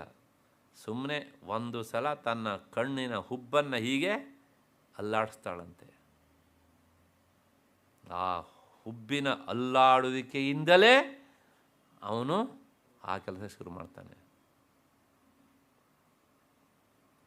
ಕಣ್ಣು ಸನ್ನೆಯಿಂದ ಅಂತ. ಯಾವಾಗಲೂ ಅಷ್ಟೇ, ವ್ಯಕ್ತಿ ಸಮರ್ಥನಾದರೆ ಅವನು ಮಾತನಾಡುವ ಅವಶ್ಯಕತೆ ಇಲ್ಲ, ಅವನ ಕಣ್ಣಲ್ಲೇ ಎಲ್ಲ ಕೆಲಸ ಆಗ್ತಾ ಇರುತ್ತೆ. ಒಂದು ಸಲ ಹುಬ್ಬಿ ಏರಿಸಿದರೆ ಓಹೋ ಏನೋ ಇದೆ ಅಂತ. ಅವನು ಸಮರ್ಥನ ಅಲ್ಲದೆ ಇದ್ದರೆ ಎಷ್ಟು ಬಾಯಿ ಬಡ್ಕೊಂಡ್ರೂ ಸಹ ಏನೂ ಕೆಲಸ ಆಗೋದಿಲ್ಲ. ಆಮೇಲೆ ಇವರು ಹೇಳೋದು ಬಡ್ಕೊಂಡು ಸಾಕಾಯಿತು ಅಂತ. ಯಾಕೆ? ನೀನೊಬ್ಬ ಅಸಮರ್ಥ, ಹಾಗಾಗಿ ಬಡ್ಕೋ ಅಷ್ಟೇ. If you are a capable, ನೀನು ಮಾತನಾಡೋ ಅವಶ್ಯಕತೆ ಇಲ್ಲ. ನಾವು ಎಲ್ಲವನ್ನೂ ನೋಡ್ತಾ ಇದ್ದೇವೆ. ಎರಡಕ್ಕೂ ಉದಾಹರಣೆ ಉಂಟು ಈ ದೇಶದೊಳಗೆ ಅಲ್ವಾ? ಮಾತನಾಡೋ ಅವಶ್ಯಕತೆ ಇಲ್ಲ, ಸುಮ್ಮನೆ ನೋಡಿದರೂ ಸಾಕು ಎಷ್ಟೋ ಕೆಲಸ ಆಗ್ಬಿಡ್ತದೆ ಅಂತ. ನಾನು ಪ್ರತ್ಯಕ್ಷ ಕೇಳಿದ ವಿಷಯ ಅತ್ಯಂತ ಕರಾರುವಾಕ್ಕಂಥದ್ದು. ಇನ್ನೊಬ್ಬ ವ್ಯಕ್ತಿ ಅವನು ಸುಮ್ಮನೆ ಹಿಂಗಂದ್ರೆ ಸಾಕಂತೆ, ಹಿಂಗಂದ್ರೆ ಎದ್ನಿಲ್ವು ಅಂತ. ಯಾರಿಗೆ? ನಾವು ಆರ್ಸ್ ಕಳಿಸ್ತಿರ್ತೇವಲ್ಲ ಸೋಕಾಲ್ಡ್ MLAಗಳಿಗೆ, MP ಗಳಿಗೆ. ಇಷ್ಟೇ, ಎದ್ದು ನಿಲ್ಲಬೇಕು, ಕೇಳಿದ ಕ್ವಶನಿಗೆ ಆನ್ಸರ್ ಕೊಡಬೇಕು ಅಷ್ಟೇ. ಎಲ್ಲ ಇಲ್ಲಿ ಬಾಲ ಆಡಿಸ್ತಾರೆ, ಅಲ್ಲಿ ಬಾಲ ಇರೋದೇ ತಗೊಂಡೇ ಹೋಗ್ಲಿಕ್ಕಾಗೋಲ್ಲ ಅದನ್ನು, ಅಷ್ಟೇ ಕಳಚಿ ಬಿದ್ದೋಗ್ಬಿಡ್ತದೆ ಬಾಲ ಸುಟ್ಟು ಬೆಕ್ಕನಂಗೆ. ಯಾಕೆ ಹೇಳಿದೆ? ಪರಿಚಿತ ಅಂದ ಮಾತ್ರಕ್ಕೆ ನಾವು ಅದನ್ನು ಹಗುರವಾಗಿ ತೆಗೆದುಕೊಳ್ಳುವ ಹಾಗೆ ಇಲ್ಲ. ಯಾಕೆಂದರೆ ಆ ಸಾಮರ್ಥ್ಯವೇ ಹಾಗೆ ಮಾಡಿಸುತ್ತೆ. ಎಲ್ಲಿ ಸಾಮರ್ಥ್ಯದ ಪ್ರದರ್ಶನ ಆಗಬೇಕೋ ಅಲ್ಲಾಗತ್ತೆ, ಎಲ್ಲಿ ವಿನಯದ ಪ್ರದರ್ಶನ ಆಗಬೇಕೋ ಅಲ್ಲಿ ಅದು ಆಗುತ್ತೆ. ಅದೇ ಆ ಮಹಾನ್ ವ್ಯಕ್ತಿಗಳ ಅಥವಾ ಮಹಾನ್ ವ್ಯಕ್ತಿಗಳಿಗೆ ಆದರ್ಶ ಅಂತ ದೇವತೆಯ ಅದೇ ಉದಾಹರಣೆ, ಅದೇ ದೃಷ್ಟಾಂತ ಹೇಗೆ ಅಂತ. ಹಾಗಾಗಿ ಜಗನ್ಮಾತೆ ಅವಳು ಲಂಘೇತರಾಜ್ಞ, ಯಾರ ಆಜ್ಞೆಯನ್ನು ಸಹ ಅವಳು ಪಾಲಿಸಬೇಕಾಗಿಲ್ಲ, ಅವಳ ಆಜ್ಞೆಯನ್ನು ಎಲ್ಲರೂ ಸಹ ಪಾಲಿಸಬೇಕು ಹಾಗೆ ಅಂತ ನೋಡಿ. ಇತರೇಷಾಂ ಜೀವಭ್ರಾಂತಿ ಕಲ್ಪಿತಾನಾಂ ಗುಣಮೂರ್ತ್ಯಾದೀನಾಂ ಉಪಾಸನಾದಿರೂಪಾ ವಾ ಕರ್ಮ ವಿಧಿರೂಪ ವಾ ಆಜ್ಞಾ ಪ್ರೇರಣಾ ಲಂಘ್ಯ ಅವಿಷಯೀಕೃತ ಯಯಾ ಸಾ ತಥ. ನಮ್ಮಲ್ಲಿ ಎಷ್ಟೋ ಜನ ಇವ್ರಿಗೆ ಬೇಕಾದನ್ನೆಲ್ಲ ಮಾಡ್ಕೊಳ್ತಾರೆ. ಅಂದರೆ ಚಿತ್ರಗಳನ್ನು, ಫೋಟೋಗಳನ್ನು ಮಾಡಿಕೊಂಡು ಆಮೇಲೆ ಈ ದೇವರಿಗೆ ಅಷ್ಟು ಶಕ್ತಿ ಉಂಟು, ಆ ದೇವರಿಗೆ ಅಷ್ಟು ಶಕ್ತಿ ಉಂಟು ಅಂತೆಲ್ಲ ಇವರೇ ಪ್ರಚಾರ ಮಾಡೋದು. ನಾನು ಹೇಳಲಿಕ್ಕೆ ಹೊರಟ್ರೆ ನಿಮಗೆ ತುಂಬ ಬೇಸರ ಆಗುತ್ತೆ. ಇಲ್ಲದೇ ಇರೋ ದೇವ್ರನ್ನೆಲ್ಲ ಹುಟ್ಟಿಸ್ಬಿಟ್ಟಿದ್ದಾರೆ ಇವಾಗ, ಎಲ್ಲೂ ಇಲ್ಲದೆ ಇರೋದು. ಆ ದೇವರಿಗೆ ಸಾಕಾಗ್ತದೆ. ಏನು ಅಂದರೆ ಹೊರಟ್ಸರಿ 1 ತಿಂಗಳು 2 ತಿಂಗಳು ಮಾಡಿ ಆಮೇಲೆ ಇನ್ನು 11 ತಿಂಗಳು ಮತ್ತು ನೀನು ಮತ್ತೆ ಮಾತಾಡಬೇಡ ನೀನು ಅಂತ ಹೇಳಿ ಇವರೇ ಅವನ ಬಾಯಿ ಬಿಗ ಹಾಕ್ಬಿಡ್ತಾರೆ ಹೀಗೆ ಅಂತ. ಅಂತಹ ದೇವತೆಗಳೆಲ್ಲ ಹುಟ್ಟಿಸ್ಕೊಂಡು ಇವರೇನೇ ಈ ದೇವತೆ ಎಲ್ಲ ದೇವತೆಗಳಿಗಿಂತ ಸುಪ್ರೀಂ ಅಂತ ಹೇಳೋದು. ಇದನ್ನು ಇಟ್ಕೊಂಡು ಹೇಳ್ತಾರೆ. ಅಂದರೆ ತ್ರಿಶತಿ ಬರೆಯುವ ಕಾಲದಲ್ಲೇ ಇದೆಲ್ಲ ಆಗಿತ್ತು ಅಂತ ಕಾಣುತ್ತೆ ನಮ್ಮ ದೇಶದೊಳಗೆ. ಲಂಘೇತ ರಾಜ್ಞ, ಅದರ ಜಗನ್ಮಾತೆಯ ಆಜ್ಞೆಯನ್ನು ಯಾವ ದೇವತೆಯೂ ಸಹ ಉಲ್ಲಂಘನೆ ಮಾಡಲಿಕ್ಕೆ ಸಾಧ್ಯ ಇಲ್ಲ. ಯಾಕೆಂದರೆ ಅವಳು ಎಲ್ಲರಿಗೂ ಸಹ ಹಿರಿಯಳು, ವೃದ್ಧ. ಲಲಿತಾ ಸಹಸ್ರನಾಮದ ಮಾತನ್ನು ಮರಿಬೇಡಿ ನೀವು. ಅಂದರೆ ಈ ಪ್ರಪಂಚ ಇದ್ದಾಗಳು ಇಲ್ಲದೆ ಇದ್ದಾಗಳು ಅವಳು ಇರುವವಳು. ಮತ್ತು ನೀವು ಕಲ್ಪಿಸಿಕೊಂಡ ದೇವತೆಗಳು ಇವತ್ತಿರ್ತವೆ ನಾಳೆ ಹೋಗ್ತವೆ, ನಾಯಿ ಕೊಡೆ ಥರ. ಹಾಗಾಗಿ ಅವಳು ಹಾಗಲ್ಲ. ಹಾಗಾಗಿ ಅವಳ ಆಜ್ಞೆಯನ್ನು ಯಾರೂ ಸಹ ಉಲ್ಲಂಘನೆಯನ್ನು ಮಾಡಲಿಕ್ಕೆ ಆಗೋದಿಲ್ಲ. ತಾತ್ಪರ್ಯ ಇಷ್ಟು, ಅವಳು ಯಾರ ಆಜ್ಞೆಯನ್ನು ಪಾಲಿಸೋದಿಲ್ಲ, ಅವಳ ಆಜ್ಞೆಯನ್ನು ಎಲ್ಲರೂ ಸಹ ಪಾಲಿಸಬೇಕು. ಅದೇ ಚತುರ್ಮುಖನ ಉದಾಹರಣೆ ಕೊಟ್ಟನಲ್ಲ ನಾನು. ಅದಾದಮೇಲೆ ಸೃಷ್ಟಿ ಮಾಡಿ ಆದಮೇಲೆ ವಿಷ್ಣು ಕೇಳ್ತಾನಂತೆ ಏನು, ಮತ್ತು ಅವನಿಗೂ ಅದೇ ಉತ್ತರ. ಒಂದು ಸಲ ಕಣ್ಣು ಹುಬ್ಬನ್ನು ಆಡಿಸ್ತಾಳೆ, ನಿನ್ನ ಕೆಲಸ ನೀನು ಮಾಡು ಅಂತ. ಕೊನೆಗೆ ರುದ್ರ ಬಂದು ಕೇಳಿದಾಗ, ಸಮಯ ಆಗಿದೆ ಇವಾಗ ಬಾಯಿ ಬಿಟ್ಟು ಹೇಳೋದಿಲ್ಲ, ಕಣ್ಣುಬ್ಬಲ್ಲೇ ಎಲ್ಲದಕ್ಕೂ ಆನ್ಸರ್ ಒಂದೇ. ಆ ಭ್ರೂ ಕಂಪನ ಅದನ್ನು ನೋಡಿ ಅವನು ಲಯಕ್ಕೆ ಕೈ ಹಾಕಬೇಕು ಈಗ ಅಂತ. ಹಾಗಾಗಿ ಅತಿ ಪರಿಚಯದಿಂದ ನೀವು ಆಕೆಯ ಬಗ್ಗೆ ಅವಜ್ಞತೆಯನ್ನು ತಾಳುವಾಗಿಲ್ಲ. ಯಾಕೆ ಈ ಮಾತನ್ನು ಹೇಳ್ತಾರೆ ಅಂದರೆ, ಲೋಕದಲ್ಲಿ ಒಂದು ಮಾತು ಪ್ರಸಿದ್ಧವಾಗುಂಟು. ನಮಗೆ ಯಾವ ವ್ಯಕ್ತಿ ಅತ್ಯಂತ ಪರಿಚಿತನಾಗ್ತಾನೋ ಮೊದಲು ಅವನ ಬಗ್ಗೆ ಗೌರವ ಇರುತ್ತೆ. ಪರಿಚಯ ಜಾಸ್ತಿ ಆಗ್ತಾ ಆಗ್ತಾ ಆಗ್ತಾ ಬಂದಾಗ ಏನಾಗುತ್ತೆ, ಅವನ ಬಗ್ಗೆ ಅವಜ್ಞತೆ, ಹಗುರವಾದ ಭಾವನೆ ಬಂದುಬಿಡುತ್ತೆ. ಅತಿ ಪರಿಚಯಾದ ಅವಜ್ಞ. ಒಂದು ಗುಟ್ಟು ಹೇಳ್ತೇನೆ, ಬೇಜಾರು ಮಾಡ್ಕೊಳ್ಬೇಡಿ. ಈ ಅವಜ್ಞತೆ ನಿಮ್ಮ ಬಗ್ಗೆ ಬರಬಾರ್ದು ಅಂತಾದರೆ ನೆಂಟರು ಇಷ್ಟರ ಮನೆಗೆ ಪದೇ ಪದೇ ಹೋಗಬಾರ್ದು. ಹೋದರೆ ಏನಾಗುತ್ತೆ ಕೇಳಿದರೆ, ಇವತ್ತೂ ಬಂದನಾ ಅಂದರೆ ಇವತ್ತೂ ಬಂದನಾ, ಇನ್ನು ಸ್ಪಷ್ಟ ಆಗಿ ಎಳಿಬೇಕು ಸ್ವಲ್ಪ. ಅಂದರೆ ಮೊನ್ನೆ ಅಂತೂ ಬಂದಿದ್ದ, ಮತ್ತು ಪುನಃ ಇವತ್ತು ಬಂದನ. ಈ ಮಾತು ಕೇಳಿದರೆ ಕಿವಿಗೆ ಬಿದ್ದರೆ ಏನಾಗುತ್ತೆ, ಸಂಭಾವಿತನಾದವನಿಗೆ ಸಾಯೋದೇ ವಾಸಿ ಅಂತ ಅನಿಸ್ಬಿಡುತ್ತೆ. ಅದಕ್ಕೋಸ್ಕರ ಏನು ಮಾಡಬೇಕು ಕೇಳಿದರೆ, ಹೋಗಬಾರ್ದು. ವಿನಾಕಾರೇಣ ಯೇ ಮೂಢಾ ಗಚ್ಚಂತಿ ಪರಮಂದಿರಂ ಅವಶ್ಯಂ ಲಘುತಾಂ ಯಾಂತಿ ಕೃಷ್ಣ ಪಕ್ಷೇ ಯಥಾ ಶಶಿ. ಹಾಗಾಗಿ ನಿಷ್ಕಾರಣವಾಗಿ ಅಕಾರಣವಾಗಿ ನಾವು ಹೊತ್ತೋಗೋದಿಲ್ಲ ಅಂಥೇಳಿ ಇನ್ನೊಬ್ಬರ ಮನೆ ಕಟ್ಟೆ ಮೇಲೆ ಸೋಫಾ ಮೇಲೆ ಕೂತ್ಕೊಂಡು ಕತೆ ಹೇಳೋದಕ್ಕೆ ಹೋಗಬಾರ್ದು. ಆಮೇಲೆ ಅವ್ರ ಮನೆ ಕಟ್ಟೆಯಿಂದ ನಮ್ಮನ್ನು ನೂಕ್ತಾರೆ ಅಷ್ಟೆ. ಅದಕ್ಕೋಸ್ಕರ ಖಂಡಿತವಾಗಿಯೂ ಸಹ ಈ ಕೆಲಸವನ್ನು ಮಾಡಬಾರ್ದು. ಅವಜ್ಞತೆ ಬಂದುಬಿಡುತ್ತೆ.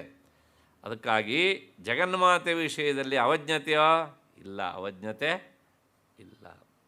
ಏಕೆಂದರೆ ಅವಳ ಆಜ್ಞೆ ಎಲ್ಲರಿಗೂ ಸಹ ಶಿರೋಧಾರ್ಯ. ಆದ್ದರಿಂದ ಶುದ್ಧ ಚೈತನ್ಯಸ್ಯ ವಿಶಿಷ್ಟ ಕ್ರಿಯಾದಿ ಆತ್ಮಕತ್ವಾಭಾವೇನ ವಿಧಿ ವಿಷಯತ್ವಾದಿ ಯಾವತ್ತು. ಅವಳು ಸರ್ವಜ್ಞಳಾದ್ದರಿಂದ ಅವಳಿಗೆ ಇದನ್ನು ಮಾಡು ಅಂತ ಹೇಳುವ ವಿಧಿವಾಕ್ಯವೂ ಇಲ್ಲ, ಇದನ್ನು ಮಾಡಬೇಡ ಅಂತ ಹೇಳುವ ನಿಷೇಧ ವಾಕ್ಯವೂ ಇಲ್ಲ. ಯಾಕೆಂದರೆ ಅವಳು ಸರ್ವಜ್ಞಳು. ಸರ್ವಜ್ಞನಾದವನಿಗೆ, ಜ್ಞಾನಿಗೆ ವಿಧಿ ನಿಷೇಧಗಳು ಇಲ್ಲ. ಅಂಥ ಜ್ಞಾನಿಗಳೆಲ್ಲರಿಗೂ ಸಹ ಒಡತಿಯಾದ್ದರಿಂದ ಅವಳಿಗೂ ಸಹ ವಿಧಿ ನಿಷೇಧಗಳು ಇಲ್ಲ. ಹಾಗಾಗಿ ಅವಳು ನಮ್ಮ ಪರಿಚಿತಳು ಅಂತ ಅಂದ್ಕೊಂಡು ಹಗುರವಾಗಿ ಕಾಣುವಂತಿಲ್ಲ. ಒಂದೊಂದು ಮಾತುಂಟು ಸುಭಾಷಿತ, ಮಲಯೇ ಭಿಲ್ಲಪುರಂಧ್ರಿ ಚಂದನ ತರುಕಾಷ್ಟಂ ಇಂಧನಂಕುರುತೆ. ಯಾವುದನ್ನು ನಾವು ಪದೇ ಪದೇ ನೋಡ್ತಾ ಇರ್ತೇವೋ ಅದ್ರ ಬಗ್ಗೆ ಅವಜ್ಞತೆ ಬರುತ್ತೆ.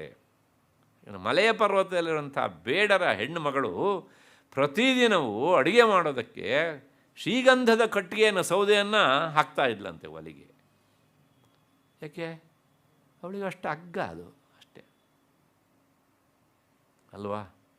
ಅದಕ್ಕೋಸ್ಕರ ಆ ಸಾಮೀಪ್ಯದಿಂದಾಗಿ, ಅತಿ ಪರಿಚಯದಿಂದಾಗಿ ಅವಜ್ಞತೆ ಬರುತ್ತೆ. ಹಾಗಾಗಿ ಜಗನ್ಮಾತೆ ಅವಳು ನಮಗೆಲ್ಲರಿಗೂ ಪರಿಚಿತಳು ಅಂತ ಅಂದ್ಕೊಂಡು ನಾವು ಆಕೆಯನ್ನು ಹಗುರವಾಗಿ ಸ್ವೀಕರಿಸುವಂತೆ ಇಲ್ಲ. ಯಾಕೆಂದರೆ ಅವಳು ಸರ್ವ ಅನುಲ್ಲಂಘ್ಯ ಶಾಸನ. ಅಷ್ಟು ಹಿನ್ನೆಲೆಯಲ್ಲಿ ಸರ್ವಸ್ಯ ಅಧಿಪತಿ ಸರ್ವಸ್ಯ ಈಶಾನಃ. ಆಕೆಯ ಗಂಡ ಸರ್ವಸ್ಯ ಈಶಾನಃ, ಎಲ್ಲರಿಗೂ ಸಹ ಈಶನ ಅಂದರೆ ಈಶಣಶೀಲ, ಎಲ್ಲರನ್ನೂ ಆಳುವವನು. ಜಗದೀಶ್ವರ ಅಂತ ಅವನಿಗೆ ಬಿರುದು. ಜಗದೀಶ್ವರನ ಪತ್ನಿ ಏನಾಗಬೇಕ್ರಿ? ಜಗದೀಶ್ವರಿ ಆಗಬೇಕಲ್ವ. ಹಾಗಾಗಿ ಅವಳನ್ನು ನಾವು ಪರಿಚಿತಳು ಅಂಥೇಳಿ ಹಗುರವಾಗಿ ಸ್ವೀಕರಿಸಬಾರದು ಅಂತ ಸ್ವತಃ ಶ್ರುತಿ ಹೇಳುತ್ತೆ.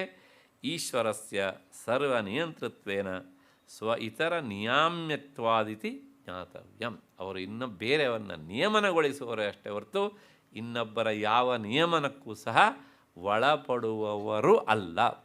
ಶಿವನಲ್ಲ, ಆದ್ದರಿಂದ ಅವನ ಪತ್ನಿಯಾದಂಥ ಶಿವಳು ಅವನಿಗಿಂತ ಅಭಿನ್ನಳಾದ್ದರಿಂದ ಅವಳು ಅಲ್ಲ. ಅಷ್ಟು ಹಿನ್ನೆಲೆಯಲ್ಲಿ ಆಕೆ ಲಂಘ್ಯ ಇತರ ಆಜ್ಞಾ, ಲಂಘೇತರಾಜ್ಞಾ, ಯಾರ ಆಜ್ಞೆಯನ್ನು ಸಹ ಪಾಲಿಸಬೇಕಾದವಳಲ್ಲ. ಇಷ್ಟು ಹಿನ್ನೆಲೆಯಲ್ಲಿ ಈ ನಾಮದ ವಿವರಣೆ ಆಯಿತು ಅಂತ ಅಂದ್ಕೊಳ್ಳೋಣ. ನಾಳೆ 6 ಗಂಟೆ ಸೇರಿದಾಗ ಮುಂದೆ ಲಾವಣ್ಯಶಾಲಿನಿ ಎನ್ನುವ ನಾಮದ ವಿವರಣೆ ನೋಡೋಣ. ಪರಮ ಪವಿತ್ರವಾದಂಥ ದಿನ. ನಾಳೆ ಈ ಸರಣಿ ಮುಕ್ತಾಯ ಆಗ್ತಾ ಇದೆ. ನಾಳಿನ ದಿನದ ಬಗ್ಗೆ ಹೆಚ್ಚಿನ ವಿಶೇಷತೆ ಏನು ಅನ್ನೋದನ್ನು ನಾಳೆನೇ ಹೇಳ್ತೇನೆ. ಅಲ್ಲಿವರೆಗೆ ನಿಮಗೆಲ್ಲರಿಗೂ ಸಹ ನಮಸ್ಕಾರ ಮತ್ತು ಕೃತಜ್ಞತೆ.